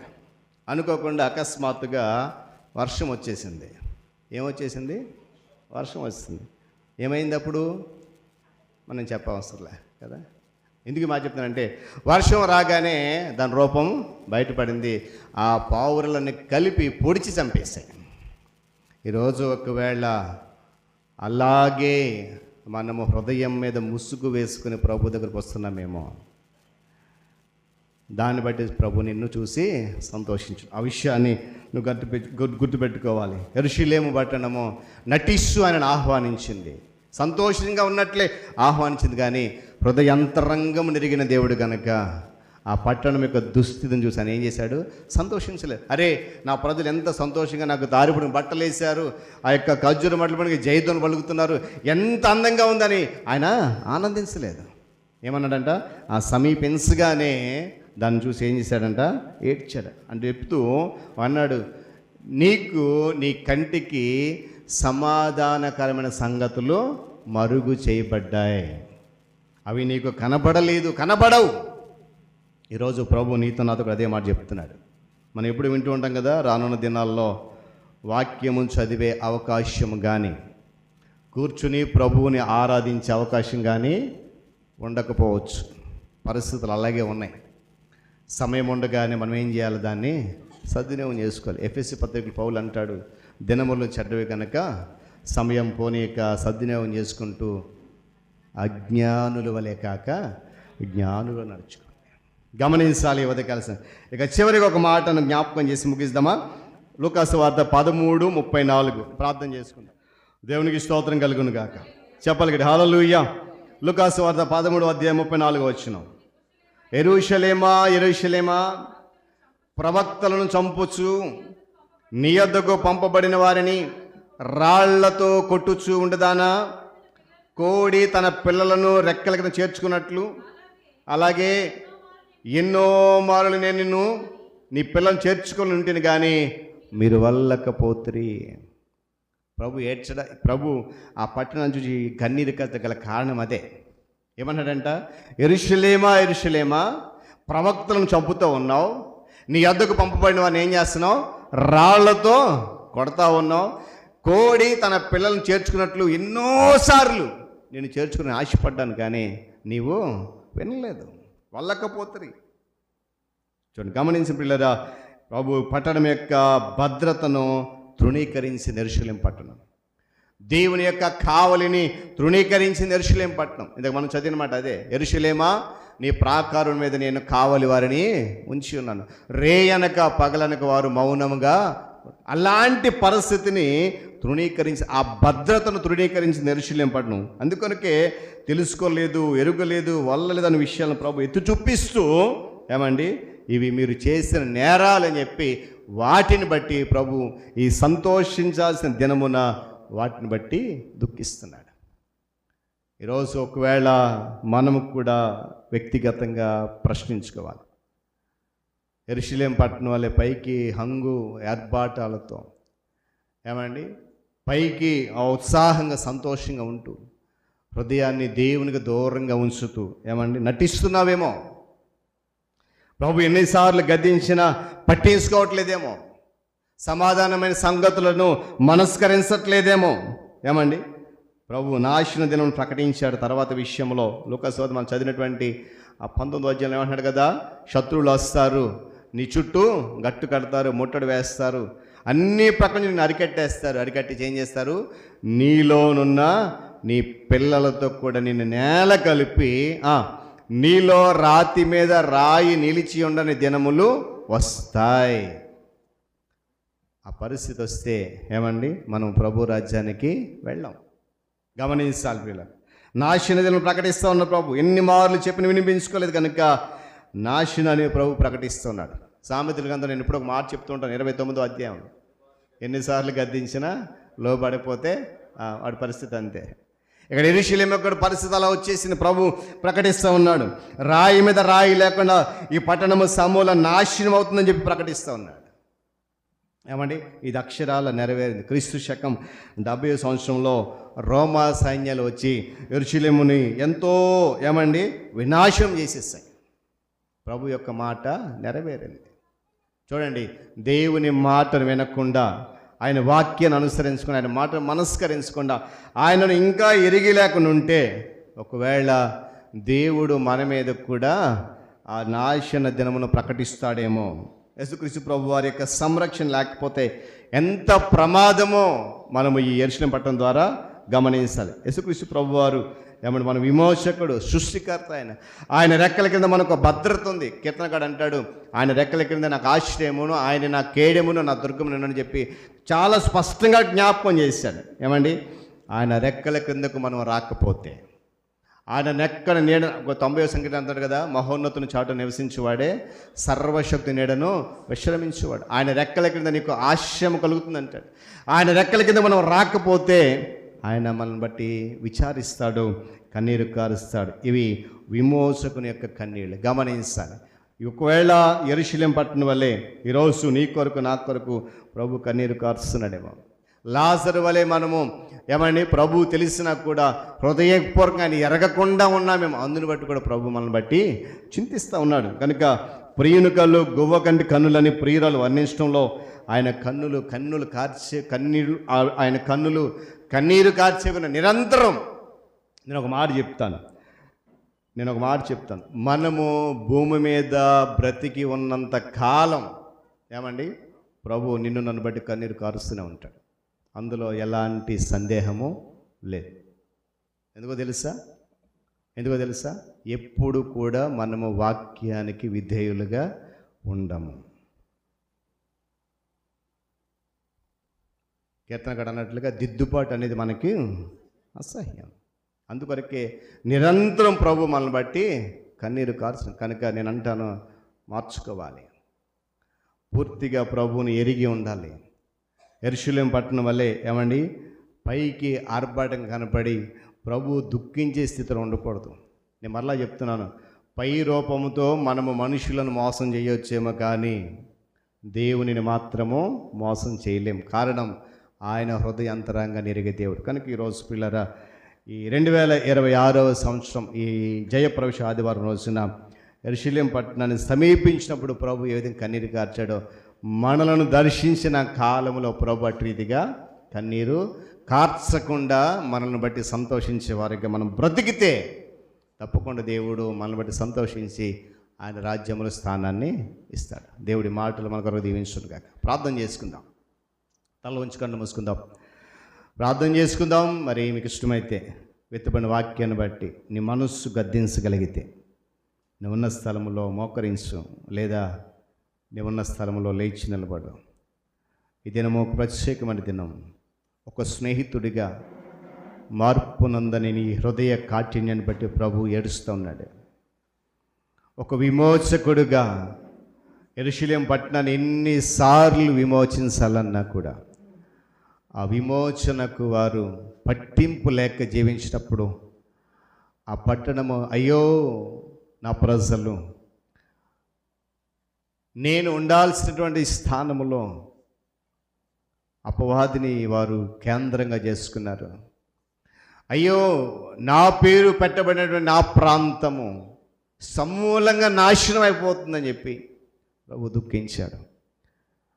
ఆయన పోలికలో ఆయన రూపంలో మార్చుకున్న నీవు నేను కూడా యెరూషలేము పట్టణంలో శిథిలావస్థకు వచ్చేస్తుంటే గనక ఆయన మనల్ని బట్టి ఈ జయప్రవేశపు ఆదివారం రోజున చింతించేవాడై ఉన్నాడు. ఎంతకాలం ఆయన కన్నీటికి కారణమవుతావు నీవు? ఎంతకాలం ఆయన రోదనకు కారణమవుతావు నీవు? ఎంతకాలం ఆయన హృదయ వేదనకు కారణమవుతాం మనం? లాజరుని బట్టి ఆయన మానవుడిగా రోధించాడు. యెరూషలేము పట్టణాన్ని బట్టి హృదయ వేదనతో ఆయన మాట్లాడుతూ ఉన్నాడు, కన్నీరు కార్చాడు. అయ్యో యెరూషలేమా, ఎన్నోసార్లు నేను చేర్చుకోవాలనుకున్నాను, ఎన్నోసార్లు నేను శత్రువుని కాపాడాలనుకున్నాను, అయినా నువ్వు వినలేదు. ఆశ్చర్య కార్యాలు, అద్భుత కార్యాలు, సమాధానకరమైన సంగతులు ఇప్పుడు నీకు కనబడవు. అవి నీకు అందుబాటులో ఉన్న రోజున నువ్వు వాటిని పట్టించుకోలేదు. దేవుని సజీవమైన వాక్యం ఈరోజు మనకు అందుబాటులో ఉంది ప్రియ సంఘమా. ఆ సమాధానకరమైన వాక్యం మనం వినబడతా ఉంది ప్రతిదినం. సమయం ఉన్నప్పుడు వాక్యాన్ని ఆహ్వానించిన హృదయంలోనికి. అవి కనుమరుగైపోయిన రోజున అయ్యో ప్రభువా నేను వాక్యం చదవాలంటే అవ్వదు, అయ్యో ప్రభువా నేను ప్రార్థించాలంటే కుదరదు, అయ్యో ప్రభువా నేను కన్నీరు కట్టి ఉపవాసం ఉండాలంటే అవ్వదు. సమయం ఉండగా నేను అంటాడు, ఆ సద్వినియోగం చేసుకోకపోతే ఇప్పుడు అవి నీ కన్నులకు మరుగు చేయబడ్డాయి. నేను నిన్ను దర్శన కాలము ఎరగలేదు, నా మాటలను మనస్కరించలేదు. ప్రభు అంటున్నాడు జాగ్రత్త, ఒక అభియోగం మోపుతున్నా ఉన్నాడు మన మీద. ప్రియ సహోదరుడా, ప్రియ సహోదరి, ప్రియ తల్లి, ప్రియ తండ్రి, ఇంకెంతకాలం ప్రభు కన్నీరు కార్చాలి మన కొరకు? ఎంతకాలం ఆయన చింతించాలి, రోధించాలి, హృదయం వేదన పడాలి? ఇప్పుడు 2026 సంవత్సరాల క్రితమే మన కొరకు ప్రాణ త్యాగం చేసిన దేవుడు, కలవరి శిలువలో బలి అయిపోయిన దేవుడు, రక్తము కార్చిన దేవుడు ఇంకా ఇంకా ఇంకా ఇంకా కన్నీరు కారుస్తున్న నీ కొరకు, నా కొరకు. ఎందుకు మనం ఇంకా ఆయన కన్నీటి కారణమవుతున్నాం? దేవుడి జ్ఞానం ఇచ్చాడు, తెలివి ఇచ్చాడు, ఐశ్వర్యం ఇచ్చాడు, సంపద ఇచ్చాడు, అన్నీ ఇచ్చాడు. ఎందుకు నువ్వు ఆయన కన్నీటి కారణమవుతున్నావు? ఒకసారి ప్రశ్నించుకోవా విశ్వాసే, ఒకసారి ప్రశ్నించుకోవా దేవుని సంఘమా. ఆయన మన హృదయం అనే తలుపు దగ్గర నిల్చుండి తట్టుతూ ఉన్నాడు. ఎంతసేపు చక్కటి మాట ఉంది, ఎంతసేపు నిలబెట్టి ఏడిపిస్తారు అతన్ని. హృదయం అనే తలుపు నది నిల్చుని తట్టుతూ ఉన్నాడు దేవుడు. ఎప్పుడు హృదయం తలుపు తీస్తావా? నీతో పాటు ఆయన కలిసి ఆనందించాలని ఆశిస్తూ ఉన్నాడు. నా ప్రియ దేవుని సంగమా, ఒక్కసారి ఆలోచించు. అయ్యో పాస్టర్ గారండి సమయం అయిపోతుందని ఆలోచించు దయచేసి. ఎందుకంటే ఒకవేళ ప్రభు నిన్ను బట్టి కన్నీరు కారుస్తున్నామే ఇంకా ఒకసారి మనం ఆలోచించేద్దామా? ఒకసారి ఎవరు మౌనంగా ఉండొద్దండి. ఒకసారి ప్రార్థన చేద్దాం. ఎవరు కూడా ఒకసారి నోరు తెరుద్దాం. విన్న వాక్యాన్ని బట్టి ఒకసారి నోరు తెరుద్దాం. ప్రభు నిజమే కదా, నన్ను బట్టి నువ్వు కన్నీరు కారుస్తున్నావు, నీ కన్నీటికి నేనే కారణం. నా ప్రవర్తన, నా జీవిత విధానం, నా నడక, నా ఆలోచన మార్చుకుంటానయ్యా అని ఒకసారి ప్రార్థన చేద్దాం. ఎందుకంటే ఈ లోకంలో ఎన్నెన్నో నీకు అవమానాలు ఎదురయ్యాయి. ఎవ్వరు నీ ప్రేమ చూపించి విడిచిపోయారు, కానీ ఆయన మాత్రం నేను విడిచిపెట్టలేదు. హృదయపూర్వకంగా ఒకసారి ప్రార్థన చేద్దాం. మాటలే ముల్లుగా మారిన వేళ నీ మాట నన్ను పలకరించెనయ్యా. నిందలతో నేను నిండిన వేళ నీ దక్షిణ హస్తం నన్ను తాకెనయ్యా. నీ మాట చక్కటి జీవపు ఊట, మరువనెన్నడు నిన్ను స్తుతించుట. నీ మాట చక్కటి జీవపు ఊట, మరువనెన్నడు నిన్ను స్తుతించుట. వందనం యేసయ్యా, గనుడవు నీవయ్యా. వందనం యేసయ్యా, గనుడవు నీవయ్యా. గతకాలమంతా నీ నీడలోన దాచావు దేవా, వందనం. కృప చూపినావు, కాపాడినావు, ఎలా తీర్చగలను నీ రుణం. ప్రార్థన చేద్దాం. మహాపరిశుద్ధుడును మహోన్నతుడైన మా తండ్రి, ఘనుడైన మా దేవా, మీకు వందనాలు తండ్రి. ఇది మధ్యాహ్నపు వేళ 2026వ సంవత్సరం జయప్రవేశపు ఆదివారపు ఆరాధనలో నా తండ్రి, నీవు కన్నీరు కార్చినటువంటి విధానాన్ని మేము ధ్యానం చేశాం.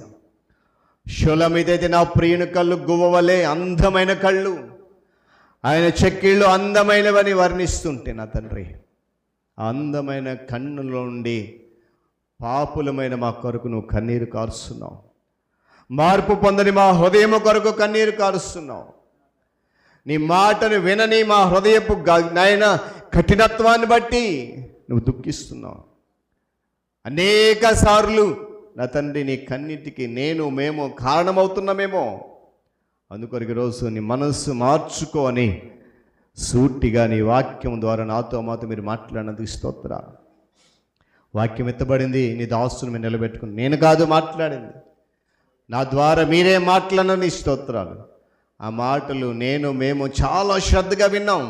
సుమారుగా నా తండ్రి గంట సమయం విన్నాం. అయితే విన్న మాటలు కేవలము ఇక్కడే విడిచిపెట్టి వెళ్ళిపోయేవారం కాకుండా ఒకసారి ఆ మాటలను స్మరణ తెచ్చుకునే విధంగా, అయ్యో ప్రభు నా కొరకు సిలువలో మరణించాడే, అయినా నా కొరకు ఆయన ఇంకా కన్నీరు కారుస్తున్నాడే, ఆ కన్నీటిని ఎలా మాన్పాలి నేను అనే ఒక ఆలోచన మాకు మీరు అనుగ్రహించండి. నన్ను, మమ్మల్ని బట్టి, మా సంఘాన్ని బట్టి, మా కుటుంబాలను బట్టి మీరు సంతోషించే వారిగా మమ్మల్ని మార్చండి. ఈ వాక్యము మమ్మను అట్టి రీతి నడిపించే ధన్యత దయచేయండి. ఘనత, మహిమ, ప్రభావములు మీకు చెల్లిస్తూ జరగనటువంటి ఆరాధన క్రమంలో కూడా వీరి మాతో ఉండమని క్రీస్తు యేసు వారి ఉన్నతమైన నామములో ఈ ప్రార్థన సమర్పించి వేడుకుంటున్నాను మా తండ్రి. ఆమేన్. మంచిది. ప్రతి సమయంలో సంఘ కానుకలను సమర్పిద్దాం. సంఘ ఉపాధ్యక్షులు ప్రియులు డాక్టర్ లారెన్స్ గారు కానుకలు సేకరిస్తారు. ఈ సమయంలో లేపాక్షి వచ్చే ప్రత్యేకమైన పాట పాడి వినిపిస్తుంది.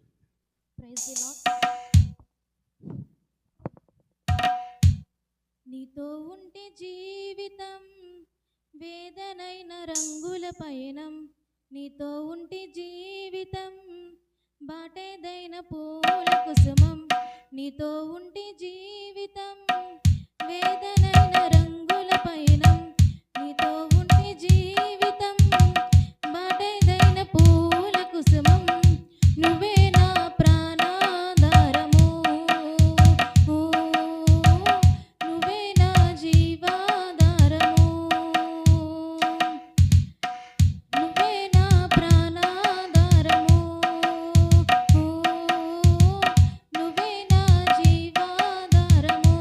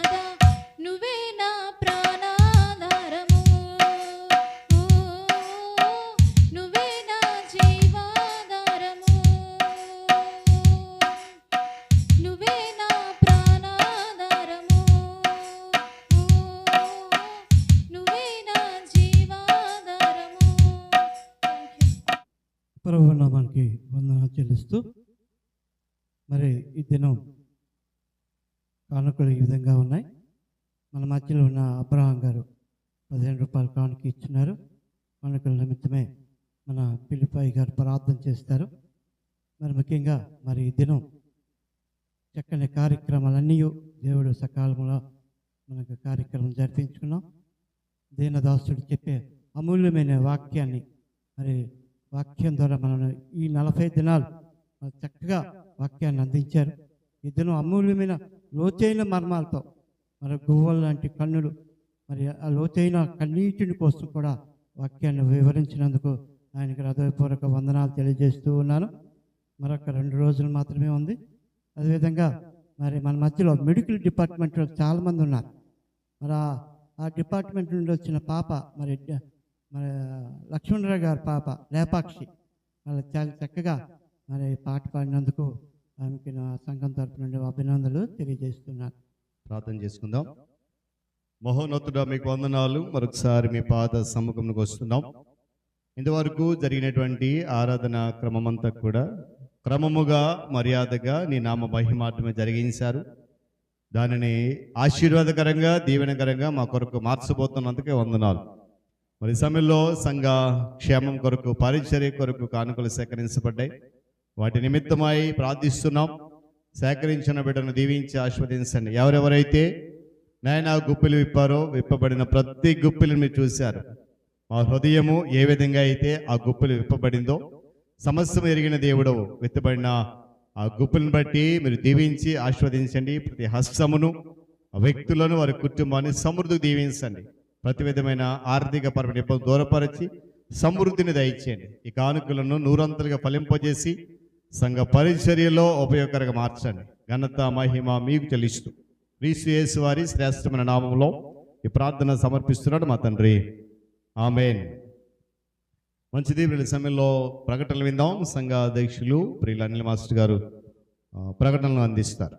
దేవునికి వందనాలు. మరి ఈరోజు అందరికి కూడా మట్టల ఆదివార శుభాకాంక్షలు తెలియజేస్తా ఉన్నాం పాస్టర్ గారికి. మరి అదేవిధంగా మన మధ్యలో మరి చాలా రోజుల తర్వాత బెనర్జీ గారు చాలా వచ్చారు. చాలా సంతోషం అనిపించింది. సతీష్ గారి ఇంటి ఎదురుగా అక్కడ షాపు అప్పుడు ఉండేది. తర్వాత కరణం వీధిలో వాళ్ళు ఉంటూ నిజంగా చాలా సంతోషం బెనర్జీ గారు. మీకు ఎవరైనా కొత్తగా వస్తే వారికి కూడా ప్రత్యేక వందనాలు తెలియజేస్తూ మరి ఈరోజు పాస్టర్ గారి ద్వారా విన్న వాక్యం విన్నాం కదా. మరి పరమగీతాల నుంచి కంటిన్యూ చేస్తూ ఉన్నారు. దాంట్లో మరి ప్రాముఖ్యమైనది ఏం చెప్పారంటే యేసు కన్నీళ్ళు విడిచాను. ఏదైనా మనం క్విజ్కి వెళ్ళామనుకోండి, క్వశ్చన్ ఏంటంటే పరిశుద్ధ గ్రంథంలో అతి చిన్న వాక్యం ఏదేని ఎవరు అడిగితే ఇదే మనం చెప్పవచ్చు. ఏది? యేసు కన్నీళ్ళు విడిచాను. అంతకంటే చిన్న వాక్యం మరి బైబిల్లో లేదు. ఇదే చిన్న వాక్యం. చిన్న వాక్యం నుంచి ఎంతగా పాస్టర్ గారు ఎన్ని విషయాలు తెలియజేశారో మరి చాలా చక్కగా పాస్టర్ గారు వివరించారు. మరి లారెన్స్ గారు చెప్పినట్టుగా పాస్టర్ గారు ప్రత్యేక అభినందనలు తెలియజేస్తూ మరి చాలా సమయం అయింది, ఎందుకంటే లేట్ అయిపోయింది ఈరోజు. గమనించండి, ర్యాలీకి వెళ్ళాం కాబట్టి. ర్యాలీ చాలా సంతోషం అనిపించింది. చాలా ఎండగా ఉంది. అంత ఎండలో కూడా మన మధ్యలో రత్నం గారు వద్దన్న అమ్మ వద్దు అన్నా లేదు అని తను కూడా అంత అసలు రారు. రత్నం గారు అంత దూరం అంత నడిచి అంతవరకు మనతో పాటు ఉన్నారు. నిజంగా చాలా సంతోషం అనిపించిందమ్మా. అదేవిధంగా అబ్రహాం కూడా వచ్చాడు. అబ్రహాం కూడా ముందు పైలట్ లాగా అబ్రహామే వచ్చాడు. అబ్రహాం వెనక మేమందరం కూడా వెళ్ళడం చాలా సంతోషం. చక్కగా అయింది ఆ ర్యాలీ. అంత ఎండలో కూడా అందరం వచ్చాం. చాలా సంతోషం. టైంకే వచ్చారు, పర్వాలేదు. మరి చాలా ఇలాంటివి మనకి ఉండాలి. అదేవిధంగా మనకి మరి లలిత కానీ అప్పార మాస్టర్ ముందే వచ్చారు. ఆరోగ్యరీత్యా వాళ్ళు ఇక్కడ ఉన్నారు. మరి వాళ్ళ గురించి కూడా ప్రార్థన చేయాలని కోరుతూ ఈ మట్టలు కూడా మరి చాలా చక్కగా అందరూ తయారు చేశారు. సావిత్రి అయితేనేమి, అప్పల నరసమ్మ, సలోమి వాళ్ళ దగ్గరుంటూ ఆ పువ్వులు తెస్తూ వాటిని పెడుతూ, హేమలత గారు అయితే పాత బట్టల నుంచే మరి నిన్ననే వాళ్ళు ఇచ్చేసారట, మోసుగా వాళ్ళు వచ్చారట. అంటే చాలామంది తయారు చేసుకొని వచ్చారు. చాలా సంతోషం అనిపించింది. ఆ బజార్ నుంచి అలా పట్టుకొని వస్తే నిజంగా అదొక ఆనందం. ఆ రోజుల్లో అలాగే చేసేవాళ్ళు. నిజంగా ఈరోజు మనకు ఆ ధన్యత ఉంది. ఇలాంటి దినం లేక చాలామంది ఉన్నారు. వాళ్ళందరికంటే మనం ధన్యులు. చాలా చక్కగా జరిగింది. మరి అందరికీ వందనాలు చేస్తూ మట్టలాది వారి శుభాకాంక్షలు కూడా తెలియజేస్తూ ఉన్నాం. పాస్టర్ గారు చెప్పినట్టుగా యెరూషలేం చూడండి, దాని తాలూకా దుస్థితి చూసి యేసుప్రభు వారు మరి కన్నీళ్ళు కాచినట్టుగా చూస్తాం. నిజంగా ఆ పట్టణం గురించి ఆ యేసుప్రభు వారు అక్కడ ఆ ఊరేగిస్తూ ఉంటే బైబిల్లో ఉంటుంది, ఆ పట్టణం అట కలవరపడింది, కంగారు పడిందట. ఏంటి, ఏమైంది, ఏం జరిగింది, అంతవరకు లేదు, ఏంటి అసలు ఈరోజు ఏంటి అని అంతగా వర్డ్ చూడండి. సో మనం చాలామంది మనం 40 రోజులు వచ్చాము, అందరూ అబ్జర్వ్ చేశారు. మరి దీనిగా మనం ఈరోజు ర్యాలీ కూడా చేసుకున్నాం. మరి మిగిలిన పాటలు ఈ విధంగా ఉన్నాయి. మరి మన ప్రియులు కుమార్ బెహ్రా గారు మనందరికీ తెలుసు, పాల్కొండ. మరి రేపటి దినం వాళ్ళు ప్రభువునందు నిద్రించిన దినం 5 సంవత్సరాలు పూర్తయింది. వాళ్ళ కుటుంబం గురించి మన ప్రార్థనలో గుర్తు చేసుకోవాలని మీకు తెలియజేస్తా ఉన్నాం. అదేవిధంగా మన వచ్చిలో 2 ఏసీలు ఉన్నాయి. మరి కరెంటుకు వచ్చి డిస్టర్బ్ చేయడం, ఈరోజు ఏసీలు సరిగా అటు ఇటు అయ్యింది, గమనించాలి. 3వ ఏసీ కూడా వచ్చేసింది, అక్కడది ఫిక్స్ చేస్తాము. ఉన్నారు కదా వాళ్ళందరూ, అక్కడది ఉంటుంది. అది ఈస్టర్ కల్లా దాన్ని ఇనాగ్రేట్ చేస్తాము. అక్కడ 3వ ఏసీ కూడా మనకి అయిపోతుంది. మరి గమనించాలని కోరుతూ, మరి ఈరోజు సాయంత్రం మరొక శ్రమణ దినాలు ఉండదు. ఈరోజు ఆదివారం కాబట్టి రేపటి నుంచి శనివారం వరకు ఏంటి పరిశుద్ధ వారాలు, హోలీ వీక్ చాలా ఇంపార్టెంట్. గమనించండి, అందరూ చాలా ముఖ్యమైనది. కాబట్టి ప్రతి ఒక్కరు రావాలి. ప్రతి ఒక్క అంశం, రేపు అంశం తెలుసు కదా ఏంటి, పాస్టర్ గారు మాట్లాడతారు, ఆలయ ప్రక్షాళన. ఇవి పాస్టర్ గారే స్వయంగా తయారు చేస్తారు. చూశారు కదా, ఒకదానికొకటి ప్రతిదీ కూడా లింకే ఉంది. మరి పరిశుద్ధ వారంలో కూడా యేసు ప్రభు వారు ఏ విధంగా అయితే చాలా శ్రమపడి చివరి దినాల్లో ఉన్నారో, ఆయన తాలూకు వర్డ్సే ఒక్కొక్క మాట రేపటి నుంచి మనం ఇక్కడ డిస్కస్ చేస్తాం. దాంట్లో భాగంగా రేపు ఆలయ ప్రక్షాళన మరి శనివారం వరకు ఉంటాయి. కాబట్టి ప్రతి ఒక్కరు మరి సమయానికి రండి. 6:30కు ఉంటుంది. అదే మన మధ్యలో బుగత అమ్మన్న మా తను వచ్చింది, కోడలు, చాలా సంతోషం అనిపించింది. అమ్మ ఈ వారం ప్రతిరోజు రావడానికి ప్రయత్నించు. ఈ 6:30కి రేపటి నుంచి ఉంటుంది. మధ్యలో గుడ్ ఫ్రైడే ఉంది. ఈ గుడ్ ఫ్రైడేకి ఇప్పటికే ఎవరెవరు 7 మాటలు మాట్లాడాలో మీకు ఆల్రెడీ వాట్సాప్లో తెలియజేశాము. వాళ్ళు చక్కగా ప్రిపేర్ అవ్వాలని కోరుతూ ఉన్నాం. మిగిలిన వాళ్ళు కూడా పాటలు పాడాలన్నా, ప్రత్యేక పాటలు పాడాలన్నా ఇక్కడ పాడొచ్చు. మరి ఆ గుడ్ ఫ్రైడే ఆరాధన మళ్ళీ చెప్తాము, 11:30కు ఉంటుంది శుక్రవారం, అది గమనించండి. మరి దాని తర్వాత మరి అందరికీ పండగ రోజు ఏంటది, ఈస్టర్. చెప్పాను కదా, అన్నిటికంటే ముఖ్యమైనది మనకి ఈస్టర్ పండుగ చాలా ముఖ్యం. దాంతోపాటు కృతజ్ఞతార్పణ పండుగ. మరి ఈస్టర్ కాబట్టి మరి పండుగ క్రిస్మస్ ఏ విధంగా చేస్తామో ఈస్టర్ కూడా మనకు ఆ విధంగా ఉండాలి. కాబట్టి అట్టి రీతిగానే మనం సిద్ధపడాలని కోరుతూ, మరి సమాధుల గురించి ఒక మాట. మరి సావిత్రి వాళ్ళు దాన్ని శుభ్రం చేస్తారు. సున్నాలన్నీ వేసిస్తాం, గమనించండి, అందరివి చేసిస్తాము. కాబట్టి మరి ఎవరికి సంబంధించినటువంటి సమాధుల్ని వాళ్ళు దాన్ని డెకరేట్ చేసుకుంటారు. అందరూ ఆ రోజు సాయంత్రం ఈస్టర్ కాబట్టి సమాధుల దర్శనం ఉంటుంది. కాబట్టి ఉదయం 5:30కే రావాలి. గమనించండి, సమాధుల దగ్గర ఉదయం 5:30. ఎప్పుడు, ఆదివారం. మాకు సంబంధం లేదు అనకండి, మన తాలూకా సంబంధికులు ఉన్నా లేకపోయినా సంఘమంతా ఒకటి. కాబట్టి ప్రతి ఒక్కరు కూడా మరి 5:30 కల్లా అక్కడ ఉండాలని కోరుతూ ఉన్నాం. అదైన తర్వాత ఆ రోజు ఉదయం మరి బ్రేక్ఫాస్ట్ అనేది ఇక్కడే ఉంటుంది. సతీష్ గారు దాన్ని అరేంజ్ చేస్తూ ఉన్నారు. మరి 7 గంటలకల్లా ఇక్కడే మనం బ్రేక్ఫాస్ట్ తీసుకుంటాం. బ్రేక్ఫాస్ట్ తీసుకొని మరి డిస్పర్స్ అయ్యి మరి తిరిగి లంచ్ కూడా ఇక్కడే ఉంటుంది. భోజనాలు అందరికీ ఏర్పాటు చేయబడ్డాయి. గమనించండి, అందరికీ ఏర్పాటు చేయబడ్డాయి. ప్రేమ విందు, దానికి ఒక బాక్స్ పెట్టాం. ఇక్కడ బాక్స్లో ప్రతిరోజు డబ్బులు వేస్తూ ఉన్నాం మనం. కాబట్టి ఇది మీకు తెలుసు కదా, భోజనాలకి చర్చి డబ్బులు అంటే ఏమి తీయట్లేదు. ఆ రోజు ఇవన్నీ కలెక్షను శనివారం సాయంత్రం పాస్టర్ గారు ప్రార్థన చేస్తారు. దాని తర్వాత బాక్స్ అనేది ఓపెన్ చేయడం తీస్తాము. మరి ఎవరైనా ఇవ్వాలంటే ప్రత్యేక కానుకలు ఇవ్వచ్చు. గత రాత్రి రాజేశ్వరి నిలవేని 500 రూపాయలు దీనికోసం ఇచ్చారు. ఇంకా ఎవరైనా ఇస్తే ఈ శనివారం లోపల ఈ భోజనాల నిమిత్తం ఇవ్వండి. ఫోన్పే చేసినా పర్వాలేదు, ఫోన్పే చేస్తే మేము తీసుకుంటాం. కాబట్టి శనివారం దీన్ని ఓపెన్ చేస్తాం, దాన్ని గమనించాలని కోరుతూ, అదేవిధంగా మరి ఈస్టర్ గురించి చెప్పాను కదా. మరి ఈస్టర్ ఎప్పుడూ లేదు, ప్రభుత్వం కూడా అంటే 10th క్లాస్ ఎగ్జామ్స్ అయ్యాయి. 10th క్లాస్ ఎగ్జామ్స్ అయిన తర్వాత వాల్యుయేషన్ ఉంటుంది, పేపర్లు దిద్దడం అందరికీ తెలుసు. అయితే యాక్చువల్గా వాల్యుయేషన్ ఎప్పుడు పడిందంటే 4వ తేదీ డేట్ ఇచ్చారు వాళ్ళు, గవర్నమెంట్ 4వ తేదీ డేట్ ఇస్తే 2వ రోజు ఈస్టర్. మరి ఏమనుకున్నారేమో, ఈరోజు ఒక రాత్రి ప్రొసీడింగ్స్ ఇచ్చారు కమిషనర్ గారు. ఈస్టర్ ఉంది కాబట్టి, ఎప్పుడు ఇవ్వలే, ఈస్టర్ ఉంది కాబట్టి ఆ కార్యక్రమాన్ని పేపర్ వాల్యుయేషన్ అనేది 6వ తేదీ తీసుకెళ్తున్నాం. ఒకరోజు ఇచ్చేశారు. అంటే మనకు చిన్న ఇది వచ్చింది, ఎవరికైనా తెలియజేయచ్చు. ఏంటి ఈస్టర్ అంటున్నారు, ఈస్టర్ వల్ల ఈ 10th క్లాస్ వాల్యుయేషనే పోస్ట్పోన్ చేసేసారు ఏంటి అంటే అప్పుడు మనం చెప్పొచ్చు ఈస్టర్ అండి. అంటే నిజంగా చాలా సంతోషం అనిపించింది ఆ ప్రొసీడింగ్స్ చూసి. అదేవిధంగా మరి స్వస్థ ప్రార్థనలు ఈ విధంగా ఉన్నాయి. మరి గత రాత్రి చేసుకున్నా అలా ఒక దాస్పరం గురించి ప్రతిరోజు చేస్తున్నాం. నాకు ఒకటే బాధ అనిపించింది, ఈరోజు ఆవిడ ఉండాలి, నారాయణమ్మ గారు, లక్ష్మమ్మ గారు ప్రతి వారం వస్తారు, వాళ్ళు ఈరోజు లేరు, గమనించారో లేదో. తనకి బాగాలేదు, దాస్పురం నారాయణమ్మ గారు, అదేవిధంగా ఆదినారాయణ గారు మనం ప్రార్థన చేసాం, విజిట్ చేస్తూ ఉన్నాం, వాళ్ళ గురించి ప్రార్థన చేయండి. అదేవిధంగా ఆకివీడి నుంచి సతీష్ గారు చెప్పారు, తన పేరేంటి గుర్తుందా, సంతోషి, తన గురించి ప్రార్థన చేయమని కోరారు, తన గురించి కూడా ప్రార్థన చేయండి. అదేవిధంగా మరి కమలా టీచర్ అని కొరసవాడలో పనిచేస్తూ ఉన్నారు, ఆవిడ కూడా ప్రేయర్ కోరారు, రిక్వెస్ట్, తన గురించి కూడా ప్రార్థన చేయండి. మరి ఇవన్నీ మనం అందరికీ మనకి ప్రార్థన చేయమంటున్నారంటే మన నిజంగా మన తాలూకా దేవుని తాలూకా వాళ్ళకి కూడా నమ్మకం ఉంది. ఆ నమ్మకం ఇంకా బయటకు వచ్చేలాగిన మనం ఇంకా ఒక ఐక్యత ఉంటే ఇంకా మరిన్ని కార్యక్రమాలు ఉన్నాయి. కాబట్టి మరి ఈరోజు లేదు, సోమవారం నుంచి మరి టైం కల్లా విడిచిపెట్టేస్తాను 8 o'clockకి. అందరూ కూడా సమయానికి మరి రావాలని కోరుతూ, అదేవిధంగా ఆన్లైన్ క్వశ్చన్ రాత్రి ఇవ్వలేదు, గమనించారా లేదు, ఈ రోజు రాత్రికి అది ఇవ్వబడుతుంది. కాబట్టి ఆన్లైన్ క్వశ్చన్ కూడా సిద్ధపడతానని కోరుతూ రేపు సాయంత్రం మరలా 6:30కి కలుద్దాం. Thank you. తెలుసు కదా, సత్య చెప్పాను మీ ఇంటి ముందు టేకి బెనర్జీ గారు, టేకి కృష్ణమూర్తి గారు తెలుసు కదా, వాళ్ళ నాన్నగారు బంగారం పని చేసేవారు. బంగారం పని కొరసవాడలు ఎవరైనా ఎక్కువ అంటే వాళ్ళ డాడీ, నాకు ఇంకా గుర్తు, కృష్ణమూర్తి గారు వాళ్ళ నాన్నగారు, వాళ్ళ తలకి వచ్చింది. అదేవిధంగా ఈ మనకి హోలీ వీక్లో తెలుసు కదా, బుధవారం లక్ష్మీవారం ఏంటి చేస్తాం మనం, ప్రభు రాత్రి బల్ల ఉంటుంది, గమనించండి, అదే ఉంటుంది, ఆ రోజు ఉంటుంది. అదేవిధంగా వచ్చే ఆదివారం ఏంటి, ఈస్టర్తో పాటు ఆ రోజు మనకి ఏప్రిల్ 1వ ఆదివారం కాబట్టి ప్రభు బల్ల కూడా ఉంటుంది. అన్నీ ఒకరోజే వచ్చాయి.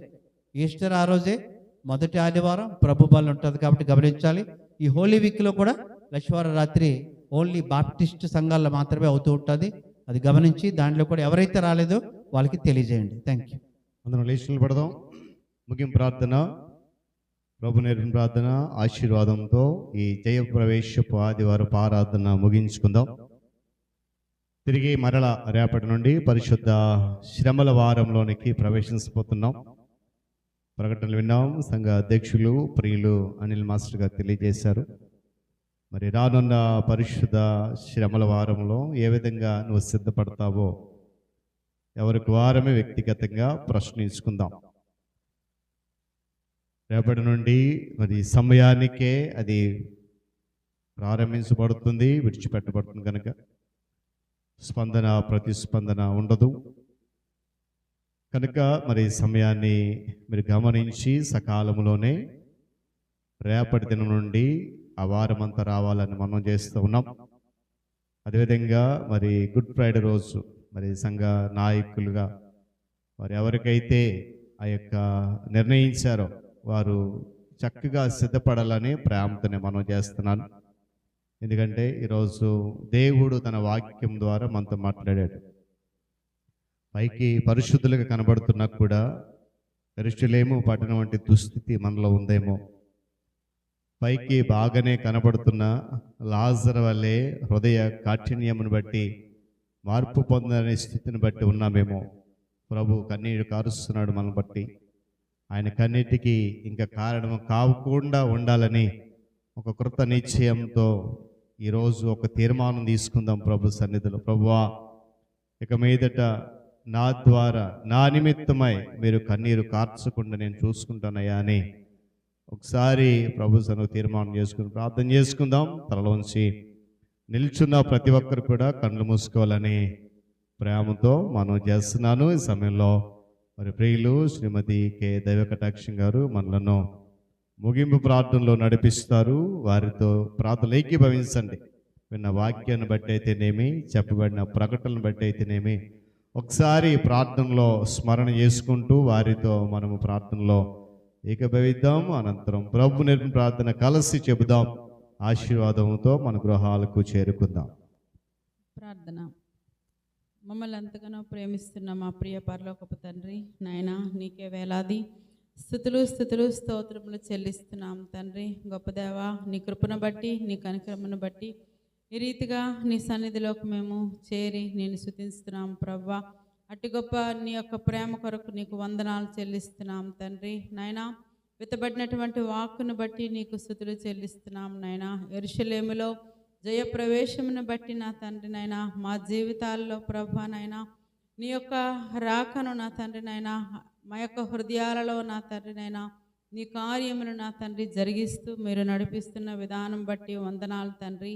అయితే నాయనా నా తండ్రి నీవు యేసయ్యా తండ్రి యొక్క కుడి పార్శ్వములో కూర్చొని నా తండ్రి నిత్యము కూడా నాయనా మా కొరకు మొరపెడుతూ విజ్ఞాపన చేస్తూ నాయనా దీర్ఘశాంతముతో నా తండ్రి నాయనా నీవు మమ్మల్ని సహిస్తూ నా తండ్రి మేము మార్చబడాలని నా తండ్రి నాయనా మా హృదయాలు నా తండ్రి నీకు అర్పించబడాలని నా తండ్రి నాయనా మా కొరకై నా తండ్రి నీవు కార్చుతున్న కన్నీరును బట్టి నీకు స్తుతులు చెల్లిస్తున్నాం తండ్రి. మా ఎడల నీకుండే అపారమైన ప్రేమను బట్టి నీకు స్తుతులు చెల్లిస్తున్నాం నాయనా. నా తండ్రి మా అయోగ్యతను నా తండ్రి యోగ్యతగా మార్చడం కొరకు నా తండ్రి నాయనా నా తండ్రి నీవు చూపుతున్నటువంటి నాయనా ఆ కృప కొరకు నీకు స్తుతులు చెల్లిస్తున్నాం తండ్రి.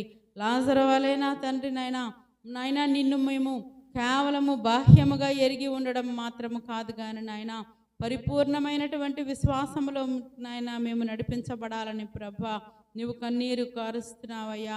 మేము గుర్తెరగగలగడానికి నా తండ్రి ఏవైతే మా జీవితాల్లో నైనా యెరూషలేములో నా తండ్రి నువ్వు సమీపముగా సమాధానాన్ని నా తండ్రి నైనా నీవు అందిస్తున్నప్పటికీ నా తండ్రి నాయన ఆ సమాధానమును కనుగొనలేని స్థితిలో ప్రవ్వా ఉన్నామేమో నా తండ్రి నాయన ఈరోజు నా తండ్రి ఇశ్రాయేలీయులకు నా తండ్రి దేవాలయము లేకుండా నా తండ్రి నాయన ఆ యొక్క ఏడ్పుల గోడ దగ్గర వారు ఏడ్చుతూ నీ సన్నిధిలోకి వస్తుండగా అటువంటి జీవాన్ని నా తండ్రి వారి తొట్టుపాటు నా తండ్రి నాయన మేము ఈరోజు నీ సన్నిధిలోకి వచ్చి నాయనా తండ్రి అని విజ్ఞాపన చేయడానికి నాయన మా జీవితాల్లో నాయన అర్హత లేనటువంటి వారము తండ్రి మాలో మంచితనం ఏమి లేనప్పటికీ నా తండ్రి నాయన మేము నీ రూపంలోనికి మార్చబడాలని ప్రవ్వా మా కొరకైనా తండ్రి నాయన మీరు వేచి చూస్తూ ఉంటుండగా నాయనా నా తండ్రి నువ్వు దీర్ఘశాంతముతో నాయనా నువ్వు కనికరిస్తూ ఉంటుండగా నాయనా మేము గుర్తెరగడానికి నాయనా మా హృదయాలను నా తండ్రి నాయనా మేము చింపుకోగలగడానికి నా తండ్రి నాయనా అట్టి కృపను మాకు దయచేయమని అడుగుతున్నాను తండ్రి. ఏ వాక్యమైతే నాయన నీ దాసుని ద్వారా నువ్వు విత్తావో నా తండ్రి మా యొక్క అంతరంగాల్లో నా తండ్రి నాయనా అది నాటబడి నా తండ్రి నాయనా నూరంతలైన ఫలింపులు ఇచ్చేలాగునైనా మమ్మల్ని బలపరచమని అడుగుతున్నాను తండ్రి. కృపామయుడా నీకు స్తుతులు చెల్లిస్తున్నాను తండ్రి. ఒక మొక్క నా తండ్రినైనా ఎలాంటి ఆధారము లేనప్పుడు నా తండ్రినైనా ఎలాగైతే నీటి వాసనకు నా తండ్రి చిగురిస్తుందో కృపామయుడా నా తండ్రినైనా నీ వాక్యమనే ఉదకముతో నా తండ్రినైనా మా జీవితాలని నాయన చిగురింపజేయమని అడుగుచున్నాను తండ్రి. మాలో నా తండ్రినైనా మారు మనస్సు కలిగినటువంటి హృదయాలతో నా తండ్రి నైనా మా పాపాలని మేము ఒప్పుకొని విడిచిపెట్టగలిగినటువంటి నైనా కృపకు పాత్రులుగా మమ్మల్ని బలపరచండి. మా సంఘములో ఉండే ప్రతి బిడ్డను బట్టి నీకు స్తుతులు చెల్లిస్తున్నాం నైనా. మా గ్రామస్తులను కూడా నీ చేతులకు అప్పగిస్తున్నాం తండ్రి. జీవము కలిగినటువంటి నైనా నిన్ను స్తుతించగలగడానికి తండ్రి నిన్ను గణపరచగలగడానికి నైనా అట్టి కృపను అనుగ్రహించమని అడుగుతున్నాం తండ్రి. ఎక్కడెక్కడైతే నైనా నీ నామం పేరట నైనా నిబిడలు కూడి నిన్ను నైనా స్తుతిస్తున్నారో నా తండ్రి ప్రతి ఒక్కరిని నీ దయగల హస్తముల కింద భద్రపరిచి నడిపించండి. మా సంఘమును నా తండ్రి నీ కృపగల హస్తముల కింద భద్రపరచండి. నీ దాసుని తన కుటుంబముని నైనా నీ కృపలో నడిపించి నైనా మమ్మల్ని నా తండ్రి నీ ఆత్మతో నింపమని యేసు పరిశుద్ధ నామమున వినయంతో బ్రతిమలాడు వేడుకొనుచున్నాను తండ్రి. ఆలోచన క్షమించిన ప్రకారం మరణము క్షమించు, మమ్మల్ని శోధన తెక్క దుష్టుని తప్పించు. ఎందుకంటే రాజ్యము బలము మహిమ నిరంతరమును నీవైనవి మా తండ్రి. ఆమేన్. పరమ తండ్రి అయిన దేవుని ప్రేమ, ఆయన ప్రియ కుమారుడును మన రక్షకుడునైన యేసుక్రీస్తు వారి యొక్క కృప, పరిశుద్ధాత్మ దేవుని సహవాసము, ఆయన సన్నిధి నిత్య కాపుదల చేరవచ్చిన మనకు, మన కుటుంబాలకు, మన సంఘానికి, ఆయనను ప్రేమిస్తున్న సకల పరిశుద్ధులకు ఈ దినము జరిగినటువంటి జయప్రవేశ ఆదివారంలో పాలిభావులైన సంఘం అంతటికి రానున్న దినాల్లో సంపూర్ణంగా సిద్ధపాటు కలిగి నడిపించును గాక. ఆమేన్.